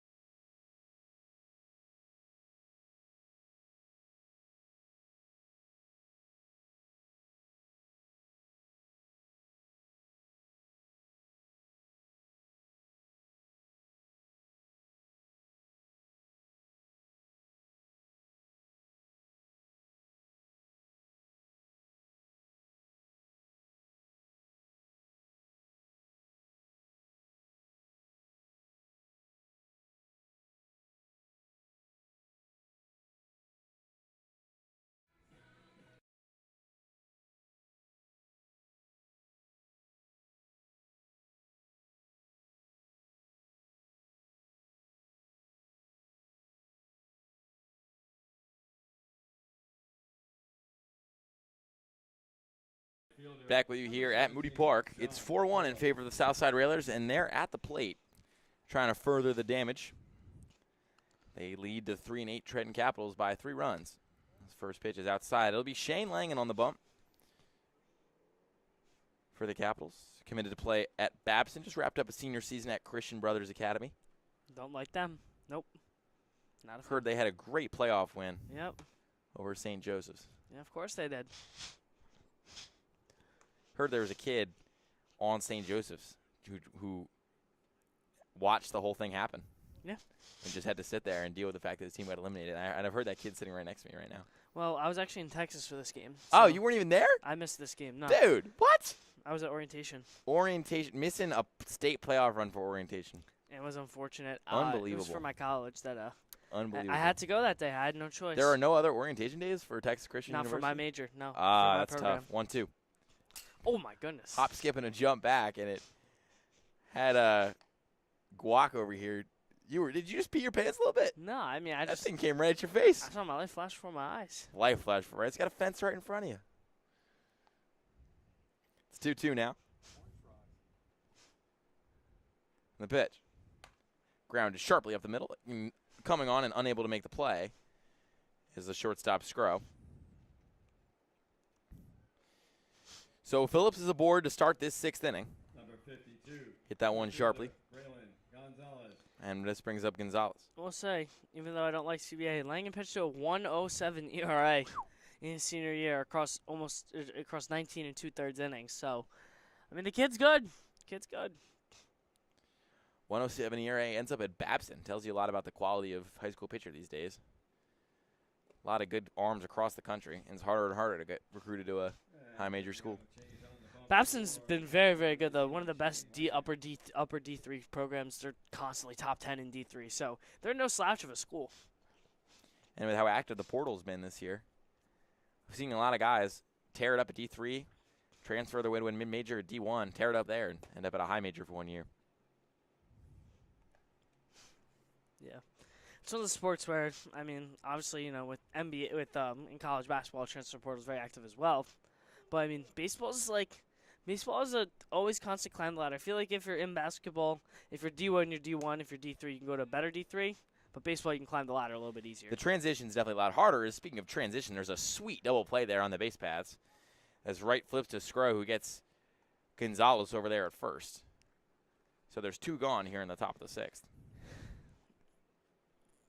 Yeah, also, the difference I feel like is that, I know in basketball it's a little bit more rarity, but a lot of D3s can beat D1 teams. Like, Yeah, baseball, that could not happen at basketball ever. I don't think that would ever happen. I think there's some. I but I think guarantee it's a lot. there's I think not. it's a lot. I think it's a lot more common. Like I think that UTEP are one of the best D2 schools. They can beat a lot of D1 schools. I think it's entirely possible. I mean, I know LSU Shariveport's an NAIA in college baseball, and they went undefeated this year. I think 59-0 or something crazy like that. Yeah, I remember. No, they've been very good. The difference between baseball is as much technique as it is physicality. Basketball, the physicality differences really stand out between D3 and D1. D1 players are just usually a lot faster, and that gives you an advantage. You know, you can be a better athlete than someone, and they could still be a better baseball player than you. It's very rare that you're a significantly better athlete than someone, and they're also a better basketball player. You could have a JUCO kid humming 94. Like, it's very possible. The 0-2. This one's fouled back. Right at our PA announcer, Jeff. You know, he was unfazed, Glock. Meanwhile, you said you thought your life flashed before your eyes. Jeff's seen enough. He's seen plenty of foul balls Jeff's hit right just at been him. around the block at ECCBL for a little bit longer than What, I are you have. calling him old? No, I'm just saying Unbelievable. he's been Exactly. he's been here for a little bit longer than I have. Nothing else I can say. This is my first summer, so you know. Ball on at the dish now. He's facing an 0-2 count. The pitch. That one's Nice in one. there for a called strike 3. And after giving up the leadoff single, Langen gets a double play and a quick strikeout to end the top of the 6th. Some rhythm pitching and some complimentary baseball from the Capitals, but they still trail 4-1. They're going to turn to their bats with just 6 outs to play with after this. Hi, my name is Dr. Philip Glassner. I'm a hip and knee replacement specialist at Mid-Jersey Orthopedics. We're a multi-specialty orthopedic practice with offices in Flemington, Bridgewater, and Washington, New Jersey. We have 18 fellowship-trained specialists to take care of you from your neck down to your toes. We offer conservative management such as bracing, therapy, and injections through surgical interventions as well. Our goal is to keep you active and healthy and get you back in the game. We also offer on-site digital x-ray as well as MRI. We have evening and Saturday morning office hours to assist with convenient appointment times, as well as having walk-in appointments available. Call us or visit our website at midjerseyorthopedics.com so we can help you to live life better.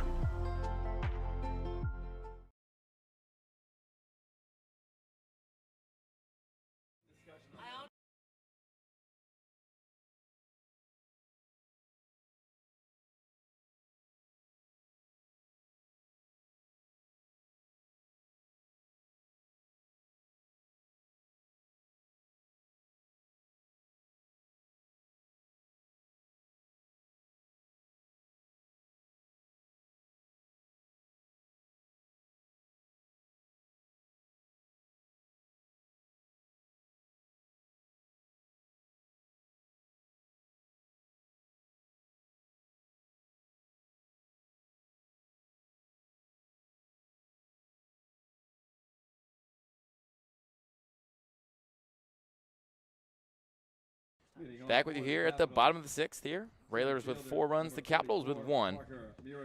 And it'll be Murator to lead things off here. Had a couple nice ABs there in the first game. Putting together a couple nice ABs here in the second game, but ultimately not a lot of payoff for him.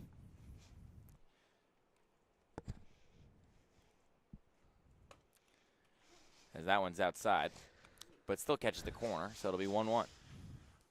Still in the game. You and I talked about it. Ross Huffman still in. The way he walked off the mound at the end of the 5th inning, you thought it could have been his last one, but here in the 6th, he's still cruising along. That one's lined sharply to shortstop, but on there is blown, but it skips through his glove. And that is a Moody hop for you. I mean, that thing just looked like it was cruising right at his chest, and all of a sudden, he put his glove at about 12 o'clock on a clock, and the ball was at 3. So it seems like Murator is going to get a hit on that just because of the tough bounce the ball took. So Huffman at 64 pitches will stare down Matt Westcott. Murator on the base paths. He's a scrappy one out there. He likes to kind of test the arms of these catchers and send his way through. Most definitely. He's quick. He's a small guy. We mentioned him in the first game, getting towered over there by Kelly over at first base. The 0-1. That one spins a little low.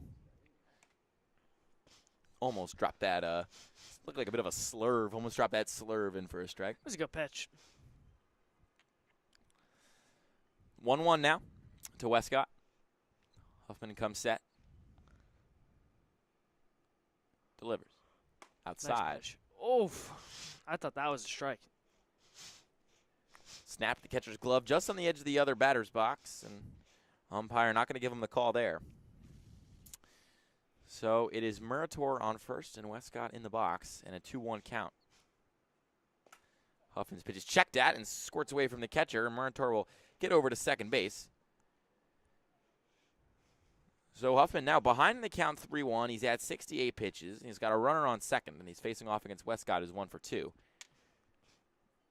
I think it came as a mild surprise to some of us in this press box that he came out for this inning, even though his pitch count was so low. But he has been dealing, so you kind of understand the logic there.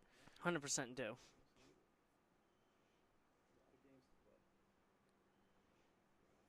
The 3-1. This one's a swing and a miss. Gets away from the catcher again, and Murator is going to move over, but they're going to say it was a foul ball. Murator kind of cautiously danced his way over from second to third, almost like he was sneaking around the house at night, trying not to creak the floorboards. We've all been there. Full count to Westcott now. Huffman checks the runner. His payoff pitch. Outside, grunted as he threw it and said a word I won't repeat. Yeah, I heard so there's too. Runners on first and second now. Huffman mad at himself for losing that one ever so slightly. Number 15, left fielder, Carl Wisman. And we got 2 pitchers up and throwing in that bullpen over there. One of them already doing work from the mound. The other one still warming up on a flat ground. That one's a grounded up the middle, off the glove of Huffman into short. The play across the diamond picked well. And not in time, it seems. No. It was close play. It was just a tough break for Huffman, who saw the ball ricochet off his glove and barehanded by Blonde. I mean, that's always the tough play for the shortstop. Huffman knows he has either got to be sure that he catches that for the double play ball or just let it go, because Blonde would have had the double play ball as well. And all of a sudden, if you refocus your glasses, the bases are loaded and nobody out for the Trenton Capitals, who trail by 3 runs to the undefeated Southside Railers. And that pitch is spun in there beautifully by Huffman. Huffman has just been a locomotive all game, chugging along, but rattled a little bit here in the top of the 6th, thanks to a couple walks and a bad luck bounce. Rather, just 1 walk and 2 bad luck bounces. It's 0-1 to Shin, who's already got an RBI to his name today. The pitch, swing and a miss. Out of his shoes was Shin on that one.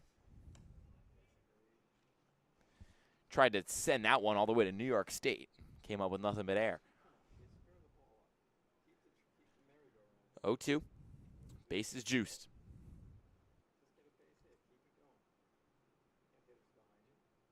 Huffman kicks and delivers. This one is popped up high and foul. That one had a little bit less pace on it. Could have been a pretty hittable pitch. It was.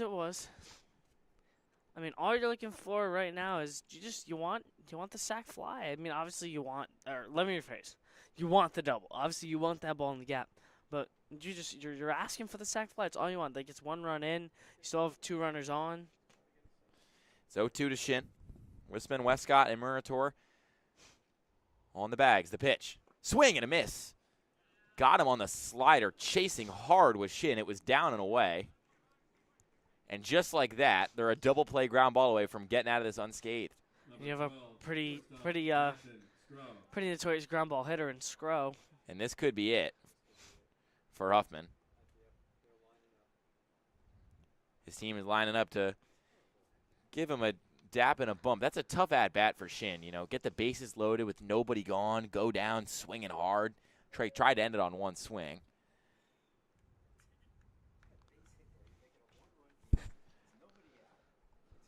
There was nobody gone, and a base hit would have made it a 1-run game.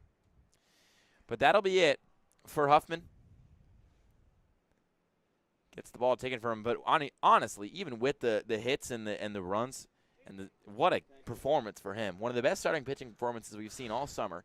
100%. He goes 5 1/3, but he does it in dominant fashion up until that last frame, and even then, it was a couple bad hops and a walk that really got it away from him. It wasn't really him getting shelled. Still has 2 earned runs, though, out there on the bases, so what remains to be seen when we come back from break is going to be if he's going to surrender those. As the first pitch from our new pitcher flies right by the catcher, and we'll take a quick break while he warms up. To remind you that ECCBL is sponsored in part by Northfield Bank, proudly serving local communities since 1887. With branch locations across Mercer and Hunterdon counties, Northfield offers simply free checking with no minimum balance, no monthly fees, and no per-check charges. Northfield Bank customers also enjoy free online banking, mobile app access, and a free debit card for everyday purchases. For more information, please visit northfield.com or follow Northfield Bank on LinkedIn, Instagram, Facebook, Twitter, and TikTok at Northfield Bank. Do you have a...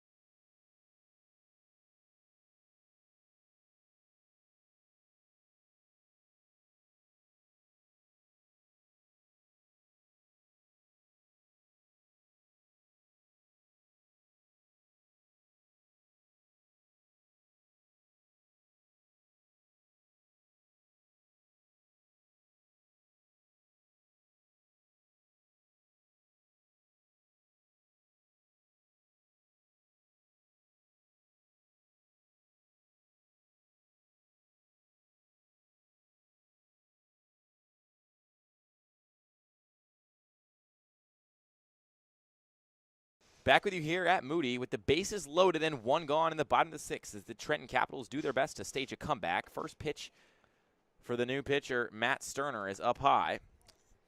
Committed to play college baseball at East Stroudsburg University. So Scro is up. It's a 1-0 count, and the bases are loaded. Capitals trail by 3. The pitch. This one is fouled back. Even count. A big spot here for Scro. Capitals looking to break a 5-game losing streak and also looking to give the Railers their first loss of the season.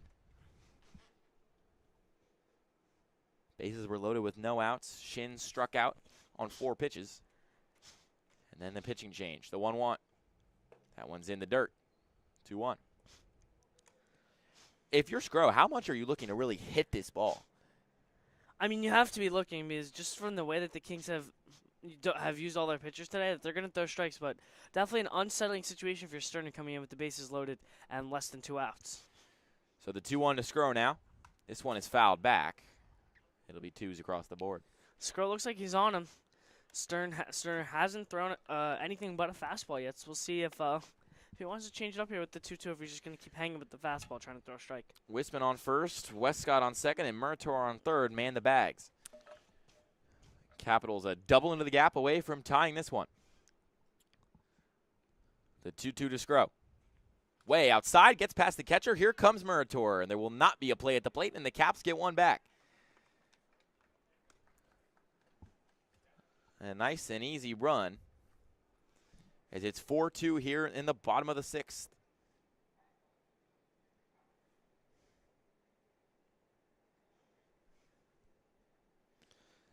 Now they're a double lead away from taking the lead of this game.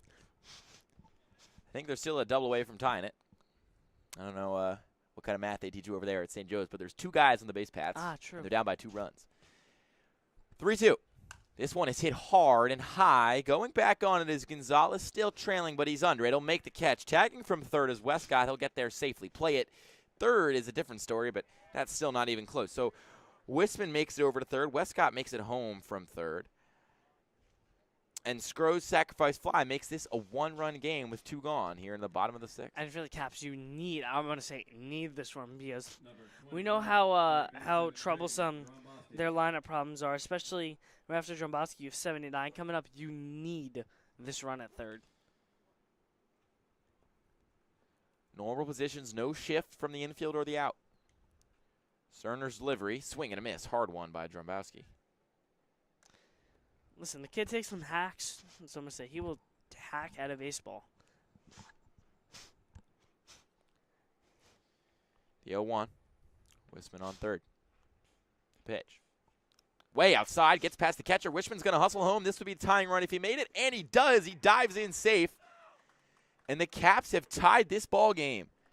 Trailing by 4-1, looking dead in the water thanks to a cruising start from Southside pitching, and all of a sudden this game is 4-4, and the cloud of dust creeps its way up here into the press box from home plate. But it's the dust of a tie ball game now. What once looked just incredibly one-sided has been all changed. So that one's a swing and a miss. It'll be 1-2. I mean, Dromboski's just he's looking like he's overpowered right now. Sterner's had the best of him so far. The 1-2. Up high. Big take from Dromboski. Ross Huffman went 5 in the third. Really, really clean innings, but loaded the bases before he was pulled, and Sterner couldn't come put the fire out. His 2-2. In there for a called strike 3. Got the outside corner. Not a fan is Dromboski, but there's not a lot to argue there. Ball game is now tied, and we head into the final frame in the second game of our first doubleheader of the afternoon here at Moody. It's Capitals 4 and Railers 4. Going into the 7th inning, don't go anywhere.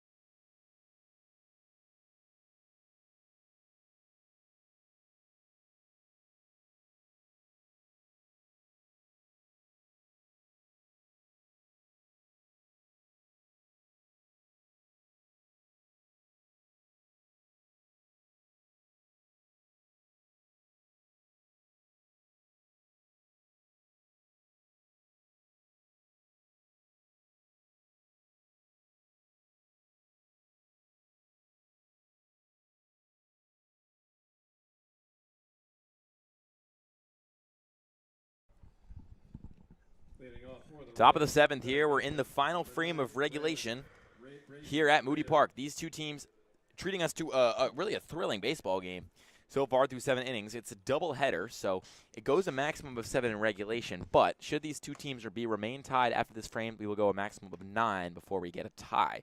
Which, not to brag or anything, I've already called one tie this year. So maybe I'm the tie guy, as Langen is ahead in the count 0-1 to start this inning off. Second pitch is in there for a called strike. It's 0-2. Langen looking really good. Just keeping throwing strikes last inning. Starting off against Raider with 2 nice strikes as well.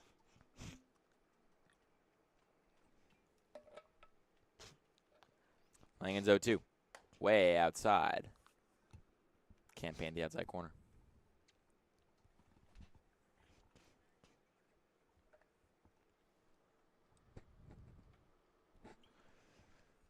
Still 1-2 to Ritter. This one is hit high.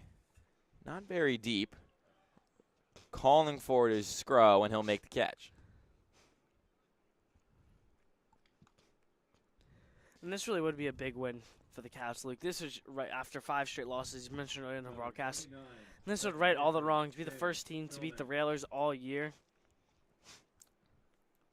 I mean, this would really just be a massive, not even record boost, really more of a morale boost. And a notice to the league that the Cavs, they can beat any team on any given day. And some words exchanged from Radar to Philman, who grounds his first pitch right to right, who picks it up and fires over to first and gets the out. So there's 2 gone rapidly here in the top of the 7th as the Capitals can't go around the horn without an error. It looked for a second like maybe Philman was getting some info saying Langen was tipping pitch or something like that, but he swings at the first one and just grounds it over to second base. So maybe nothing of that level. But it's Kelly now up to bat. He's 0 for 3. The first baseman stands in.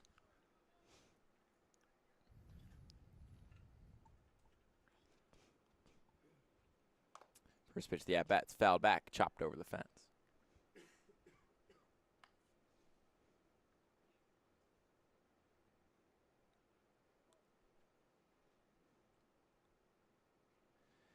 The 0-1 to Kelly.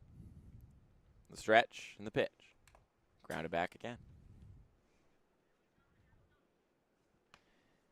Once again, shaking the camera, but that thing remains pretty sturdy up there. Really haven't had any camera problems today. Not Knock on tilting. wood. Yeah, knock on wood. We still got 2 more games. Good Lord. Langen stares down Kelly, gets the signal. Comes set. 0-2. 2 gone. Kick, the pitch. Fouled back. That one was actually going right for my face. I'm not going to lie. That one went right at my head. I was cooking on Guac earlier for flinching when the ball was like in his vicinity. That one was going right for me. I ducked out of the way a little bit. I can't even lie. That thing came right at me.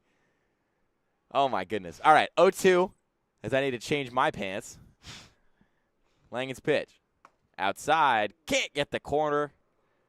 So it'll be 1-2. I just disagree with that call entirely, but I am an umpire, so that's what I'm doing tomorrow. Got a couple of 14U games tomorrow. Oh, yeah, that's the big time, man. Langen against Kelly. The 1-2. Fouled back again, this one low. Lots of foul balls from Kelly in this at-bat. Does that tell you something about how he's seeing these pitches? He's late. He's on it, but he's late. That's really all it is. He had a similar at-bat test in the first game where he had a really long walk, where he fouled off at least 4 to 5 pitches. A walk could be a big moral victory here. The 1-2. This one is poked foul, trailing into the trees. Another foul. He's also behind that one, too. So now, you're seeing Kelly's behind all these. Do you still try to speed it up and make it too fast for him? Or are you going to try to throw him something super slow that he gets out in front of? I'm going to throw the fastball away. Langen going to maybe go back to the well with this one. Swing and a miss. He got him. Fastball right down the middle. Blew the doors off of Kelly.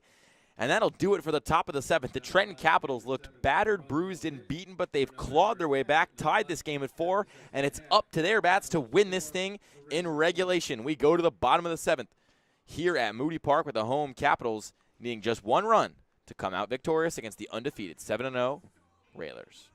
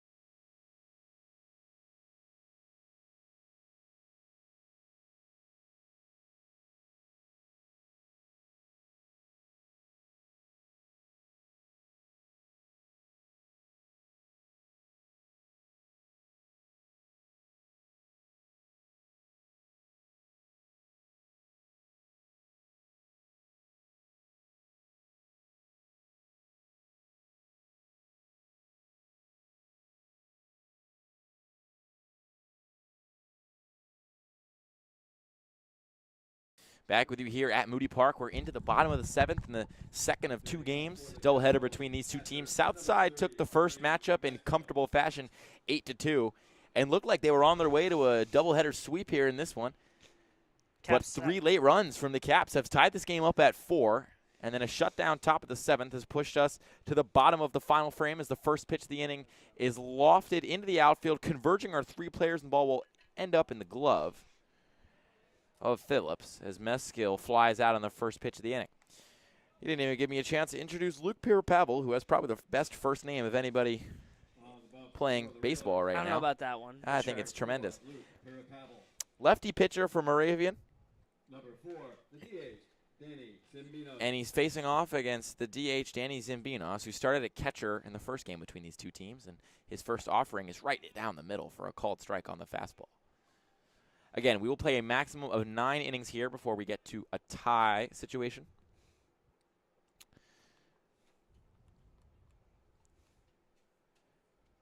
That one's upstairs.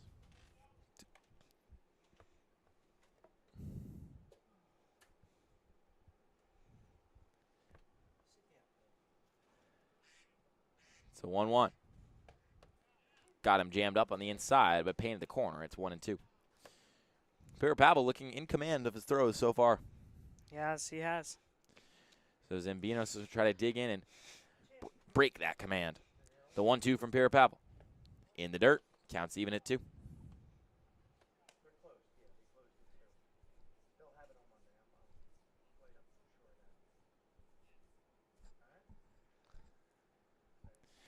One gone here in the bottom of the 7th. Pierre-Pavel comes set, kicks his 2-2. Outside.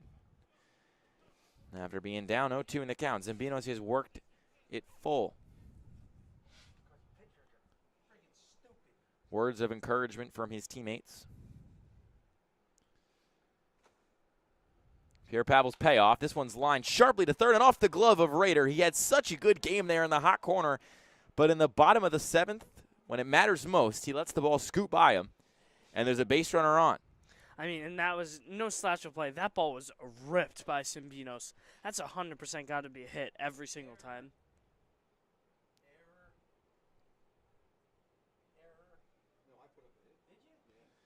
So it'll be rated as a single for Zimbinos. And Austin Wright will come up. No look to a pinch runner yet. Zimbinos, a catcher, a big dude, could probably move pretty well for his size, but you know, he's no speedster out there on the base paths. Absolutely not. It's going to have to be producing something. I would love a Parker Meritor walk-off. He's due up next. He's on deck. And with that early out, kind of takes away any suicide squeeze possibilities. Yeah. The 1-0. Fouled back. Right back at Jeff once again. Jeff had his hand up, though. He could have caught that.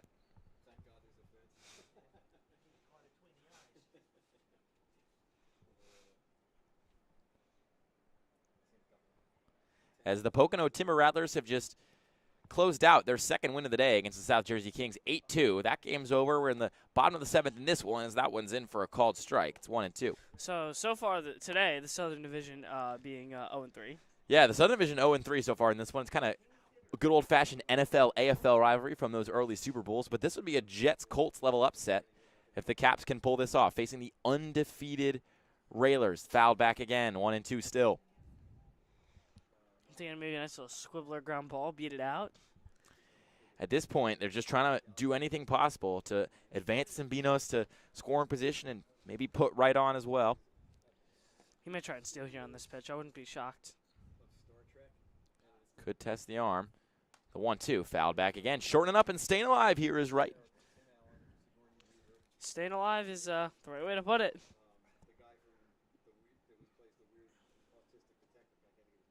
1-2. One gone, one on. Pierre-Pavel stares down, kicks, delivers. This one's lifted. Not deep enough to be of any threat. Philman will be under it. And he'll let the ball drop. And they're going to say he got the double play. Wow. He let the ball drop just on the edge of the infield, and he pulled off the double play, fired it over to second, and Wright wasn't at first because he was so confident it was going to be a caught ball. A heady, high IQ play from Philman does it for the 7th inning and will come back out for the 8th. After 7, the Railers 4, The Railers 4 and the Capitals 4. We go to extra innings here in this doubleheader at Moody Park. Don't go anywhere.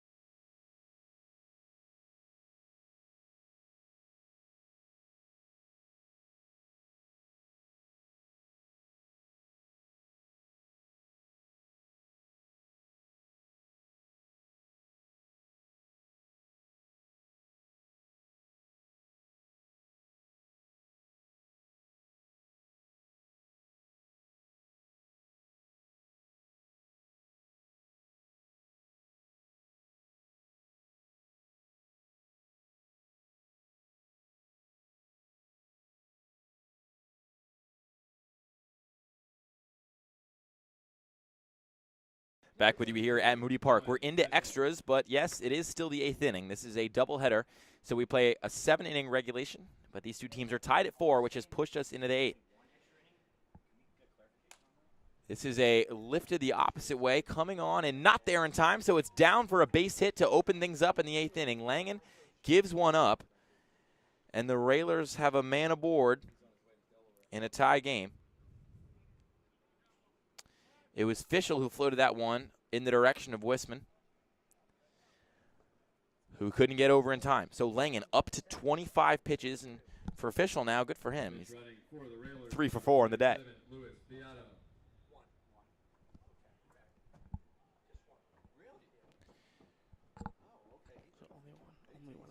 So potential score clarification. We'll only be playing 1 extra inning. So this is the last chance for both teams. Per league rules, we will only play 1 extra inning, so this inning, the 8th, is the last. So this is the last chance for both teams to pull this off.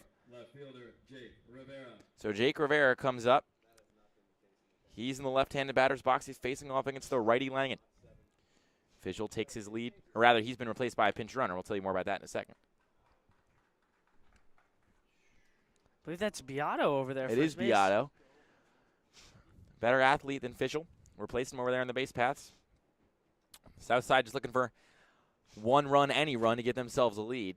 Pitching's been pretty good for both teams all day as the runner goes. This one's inside, firing over to the second base. The throw is not in time, but the backup is good by right. So Beato only makes it to second, no further. And it's going to be a strike. That one painted the inside of the zone. So it's all even now, 1-1. As Langen's going to look to find an escape hatch here in the 8th. Got a runner on second and nobody out. Looks back and steps off. He'll take time.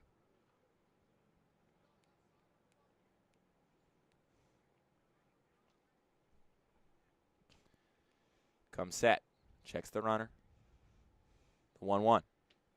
This one is broken bat up the middle of the infield. Coming on and making the sweeping stop is Wright. That could have potentially saved a run. That was a big play by Wright.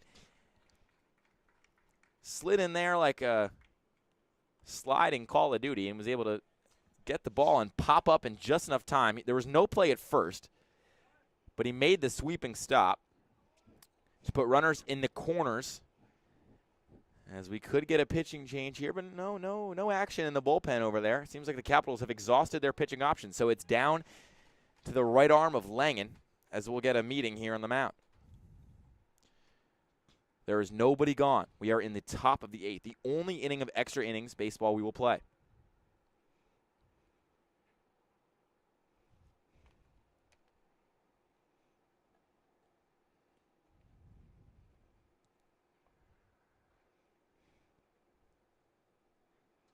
So the umpire is going to come out and see what they're discussing. Probably tell them to break up this meeting pretty soon.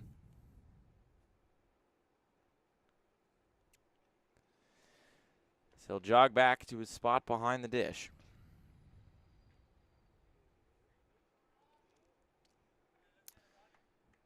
Runners in the corners now. The Railers trying to maintain their perfect record. It's the top of the 8th. We are in extras. Rivera on first, Beato on second, Werkheiser, the catcher, up to bat. Infield slightly in. Now they're all in. Cleats on the edge of the grass, but rather the infield grass, not the outfield grass. Langen, Werkheiser. First pitch, runner goes from first to second. There will be no play, and it's called strike.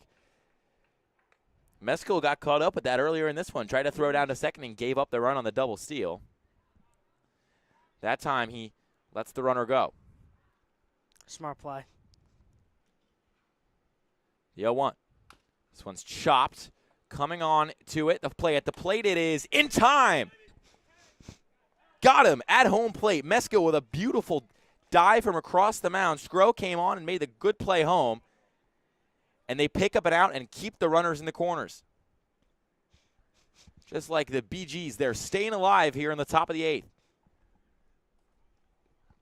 Number 17, right fielder, John Phillips. This brings up the right fielder, Phillips. As Werkheiser's over to first down, Rivera advances to third.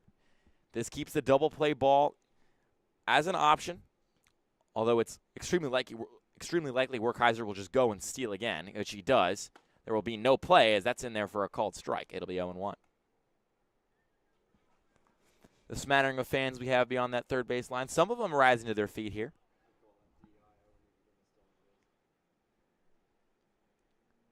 The 0-1. Way outside. Counts even. Phillips 1 for 3.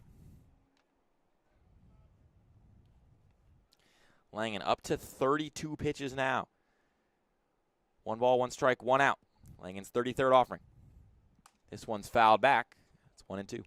Wow, man, he is just battling right now. Nothing more you can ask out of a pitcher. He's just going after these guys, trying to desperately get out of this jam. The Caps searching for a big win here. They've lost 5 in a row. The Railers, meanwhile, they're undefeated at 7-0. The 1-2 from Langen. Inside and hit him. Does have the free base, though. So Phillips wears it. There is a free base, but this means no walks as the bases are loaded, and that brings up Gonzalez. Here's what I'm interested to see here. Are the Caps going to go middle back, play for the double play? I personally would, but it looks like they're staying up as of right now. I don't know why they're not going middle back. The double play ball is the best way to get out of this jam. It would be a tough play to pull off, though. You know, those double plays, they're not 100% conversion rate. And Gonzalez is pretty quick. Meanwhile, your runner on third, Rivera, not the quickest. First pitch in the dirt. It gets away from Meskel. Rivera comes home, and he'll score. So the Railers get one in the top of the 8th as Langen just can't locate that zone late. And now there's 1 across and a 5-4 lead for the Railers.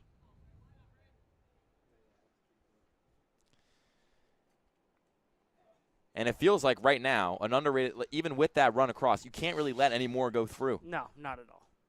Langen up to 35 pitches, though. No action in the bullpen. It's him against him. The 1-0. Way outside. He's got an open base to work with because of that pass ball. Can walk a guy.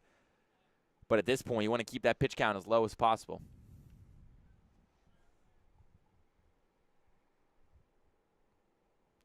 Phillips on second. Werkheiser on third. Langen's 2-0. This one's chopped foul.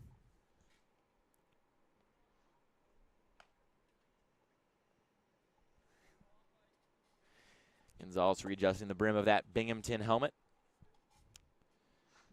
Went to the NCAA tournament this year before falling to Georgia. 2-1 count, 1 gone. Runners on second and third, a 5-4 game in extras. The pitch. Gets the outside corner. It's 2-2.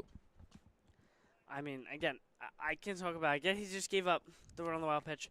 Langen is battling right now. Langen on the bump. Phillips and Werkheiser on second and third. Gonzalez stares down the pitcher. Now the offering. Chopped foul. I'm going to say it was off his foot.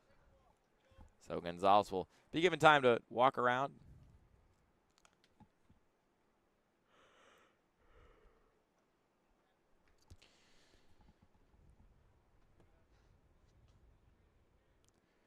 Runners on second and third.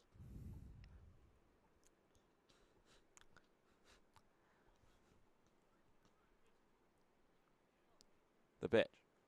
This one is lined and gets down in the outfield for a base hit. One runner will score. Phillips is going to hold up at third. And a big hit for Gonzalez gives the Railers a 2-run lead here in the top of the 8th. And I feel like that feels like the dagger to me. I was just about to say, it says like the same thing. I get the Caps do still have a chance to come up to the plate, but man, that is just a brutal way to give up that last run, man. Oh, not what you want at all. But Blonde will come up now. Bottom of the order. Doesn't have a hit yet today. Didn't have a hit in the first game. Doesn't have a hit yet in the second. Runner goes. The pitch in there for a called strike.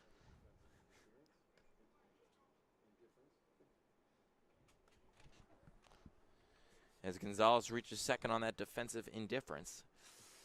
0-1 count, laying up to 41 pitches. That number is climbing rapidly. The 0-1. This one's fouled away. 1-2 or 0-2.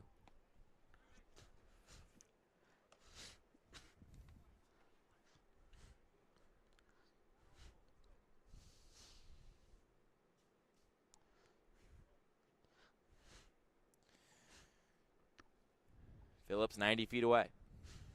Blonde in the box. The 0-2. This one's fouled off again.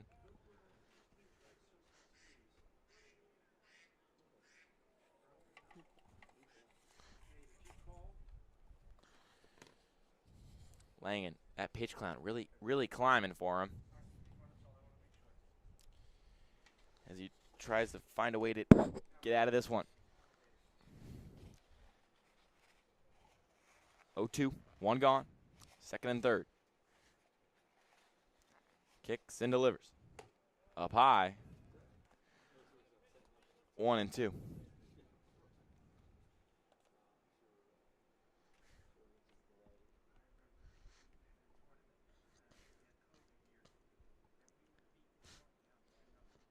One, two. The pitch. Way high. Gets past the catcher. Runner's going to come home. Langen's going to be there, but no play at the plate. And another insurance run crosses for Southside. They are back up by 3. I mean, woof, just tough. Tough. Still just one gone.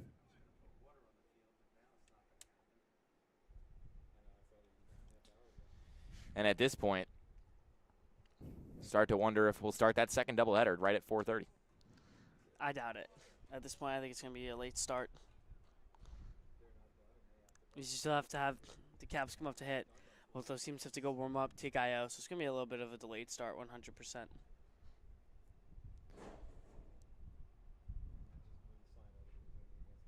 Three, two. Foul tip.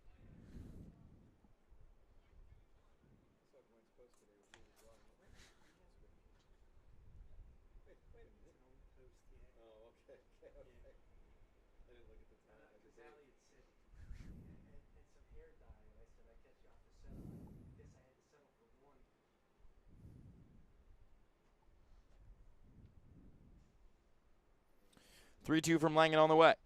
Outside, ball 4. And Blonde will take his base. Langen's pitch count just really climbing further and further. Not good, not good. And just no options in the bullpen at this point. It's all up to him.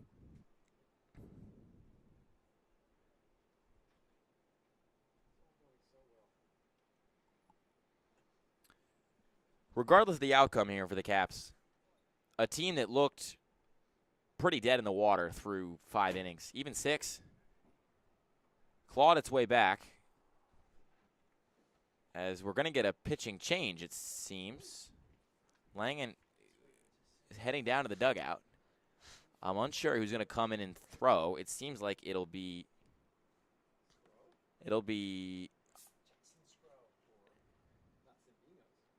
Shin. Shin's going to come out and throw.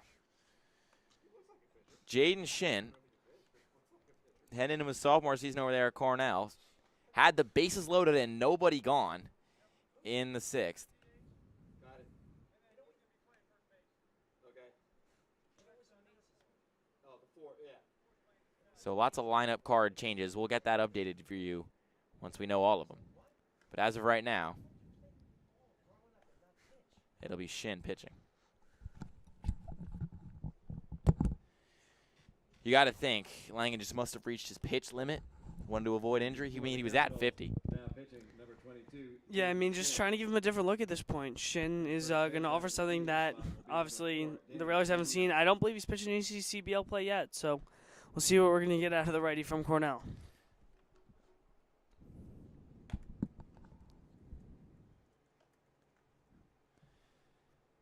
He was a right-hand pitcher in high school, but basically everybody was who was good enough to go and play college baseball. Also played basketball in high school, according to NJ.com. ERA his senior year was 3.32. Pitched 19 innings, gave up 9 earned runs, struck out 21 guys. So solid pitching numbers were in him at some point. Yeah, not too bad at all. Playing over for Hopewell Valley. Not too bad of a baseball school either. They've had some good players.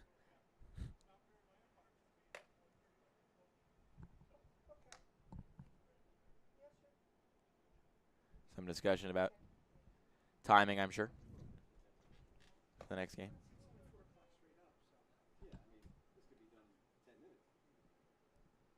Shin's still warming up. And we'll go to break. We'll be back with you. Actually, rather, we're going to stay with you right now because Shin's warm-up is apparently over. Capitals retake the field. I mean, Rand, they put together a really strong effort to battle their way back in this game, but you felt like that double play in the bottom of the 7th was really the dagger. 100%. It really was. It really was. Big-time underdogs in this one. Got blown out in the first game. As Shin's first pitch is outside, runner goes. They tried that pump fake pickoff. Unsuccessful.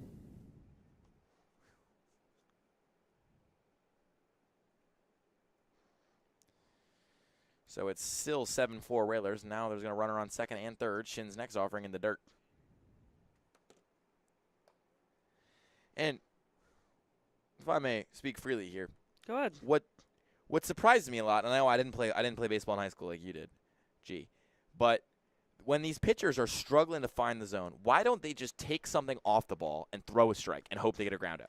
Because it's not consistent. You want to be able to find your mechanics when you're throwing. When you're Jaden Shin and last time you pitched was 2 years ago, I mean, there you go. He took something off the ball. He took something off the ball and put it right in the zone. I mean, like at this point, you're more likely to get a ground out on a meatball than you are to get a strikeout throwing gas. Bang, he just walked a guy on 5 pitches. To me, I always have found that a little bit confounding here at the ECCBL games. And I understand certain guys pitch in college, you don't want to sabotage the mechanics, this, that, and the other thing, sure. But it's like when you're playing basketball, right? I'm shooting threes all game. I can't make a three. I'm going to go take a mid-range shot, I'm going to take someone off of it, get the rhythm of a mid-range, and then I'm going to step out, and then I'll make it a little harder on myself. I don't disagree with you.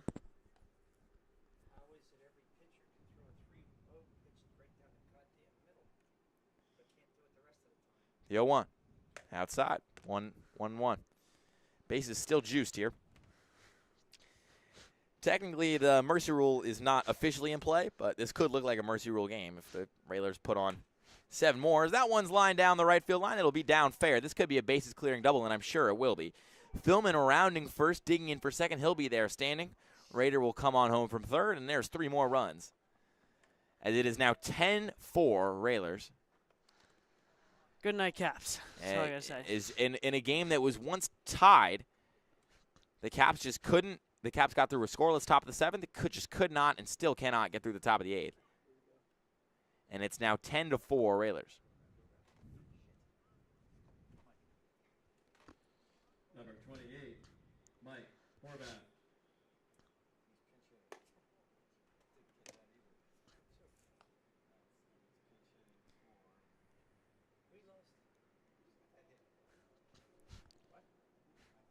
The 1-0 to Kelly. Philman just sent that double down the line.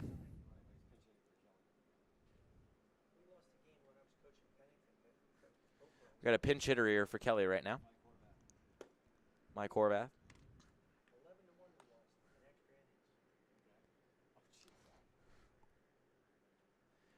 1-2.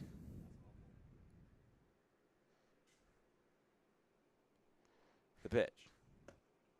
In there for a called strike 3. That might have been a sympathy call. I mean, at this point, it's just get him out of the inning. You want to just wrap this game up. Pinch hitter for the Railers. Pitch hitting for Southside. Number 45, Jordan Tochi. Jordan Tossi. It's 43, actually, not 45.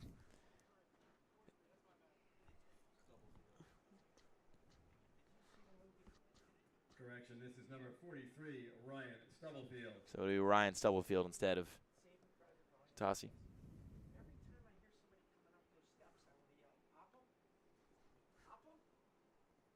The 0-2.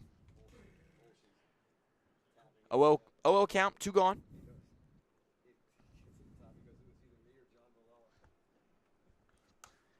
As this one's popped up. Tailing foul under it, but unable to get all the way under it.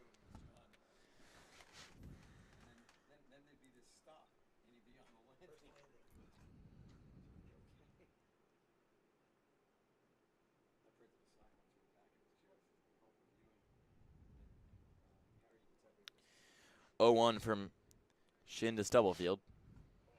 On the way soon. Kick, pitch, outside.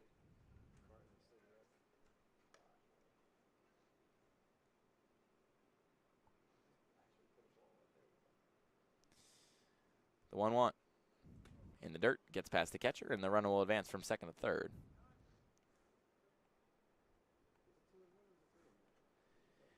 It's 2-1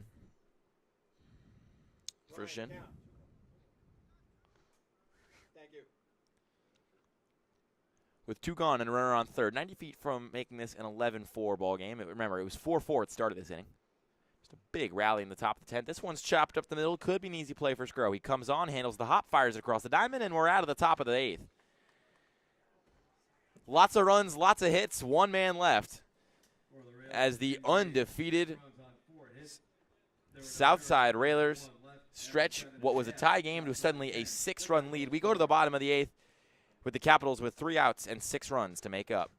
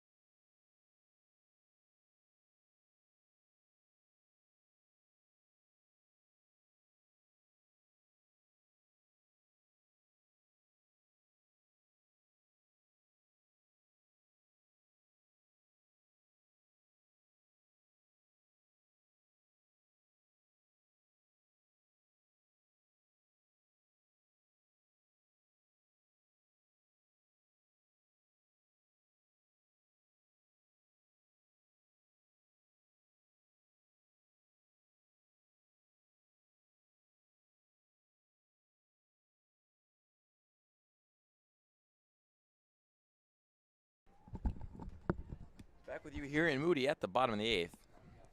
Parker Murator lines one into center field for the base hit to get things going here. Caps need to make up 6 runs to tie, 7 runs to win. We're in extra innings in the second game of this doubleheader.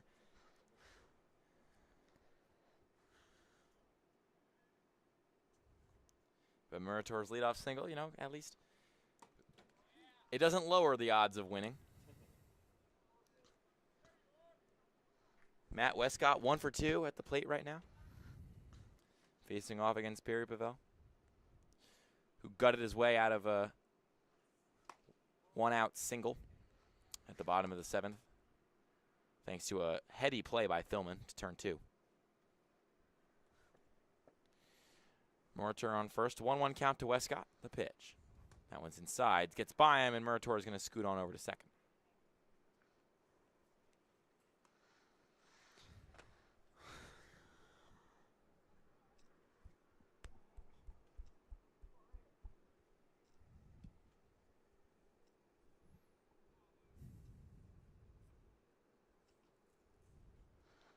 Pitch. Swing and a miss. Count's even at 2.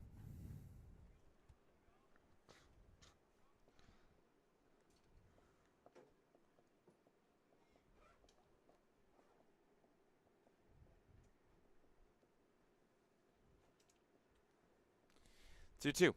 The delivery. Fouled back.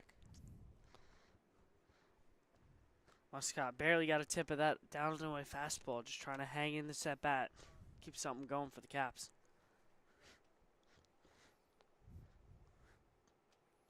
You know, they don't call them the Rally Caps for nothing. Runner on second, 2-2 count. The offering to Westcott. This one's popped up, foul, tailing further foul, and it'll be up and over the fence.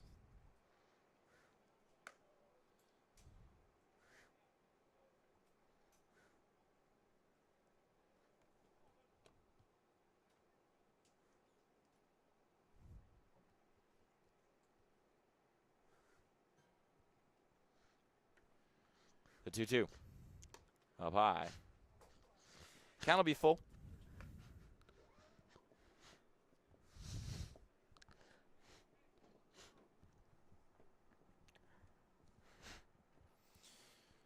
Westcott looking for his second hit of the day. Perry Pavel kicks, delivers. This one is hit high and hard, but tailing foul.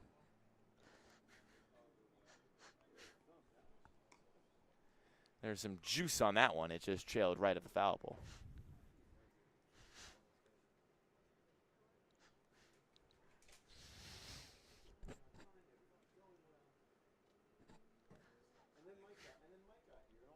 Three-two. Chopped foul.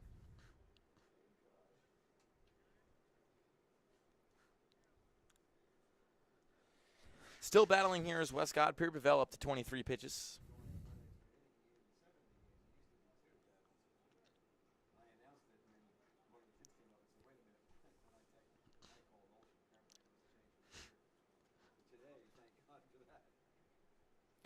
Three-two. This one's grounded to first, and it'll stay fair. Into the glove. Nice play by Horvath. He'll flip and turn, and they'll get the out. Murator advances to third, so he's 90 feet from making this a 10-5 ball game. But there's one gone. Here it's not like that matters, you know what I mean? Makes the final score look a little bit better. I mean, 10-4, 10-5. They both essentially say the same result, you know? Still, not indicative of the fact that the Caps played pretty hard here for 7 innings. They did. I give them credit. Kept, that one is hit high, far. Going back is Rivera. He'll make the catch on the run. Tagging is Murator. He'll get there safely.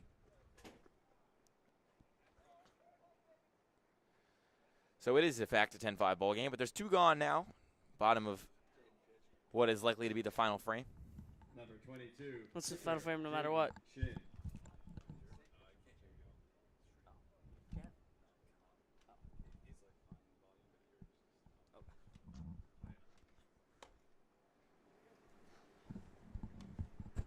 1-0. Shin just pitched in that last inning. Now he's here to hit again. Had an at-bat with the bases loaded and nobody gone down there in the 6th. He gets this one high and hard. Going back is Phillips, but it's not far enough to be any sort of danger. Phillips makes the catch, and that'll do it. A doubleheader sweep for the Southside Railers. They come into Moody Park and take 2 of 2 from the Capitals. First game was blowout. The second game was close until the 8th when the Railers put up 6 in extra innings to make this a 10-5 victory. Capitals drop to 3-9, and the Railers extend their undefeated streak to 8 in a row. They are now 8-0 on the season. And that'll do it for us for a brief break before we're back to you with our second doubleheader of the day here on Moody. Everybody stay safe, grab a snack, grab some water.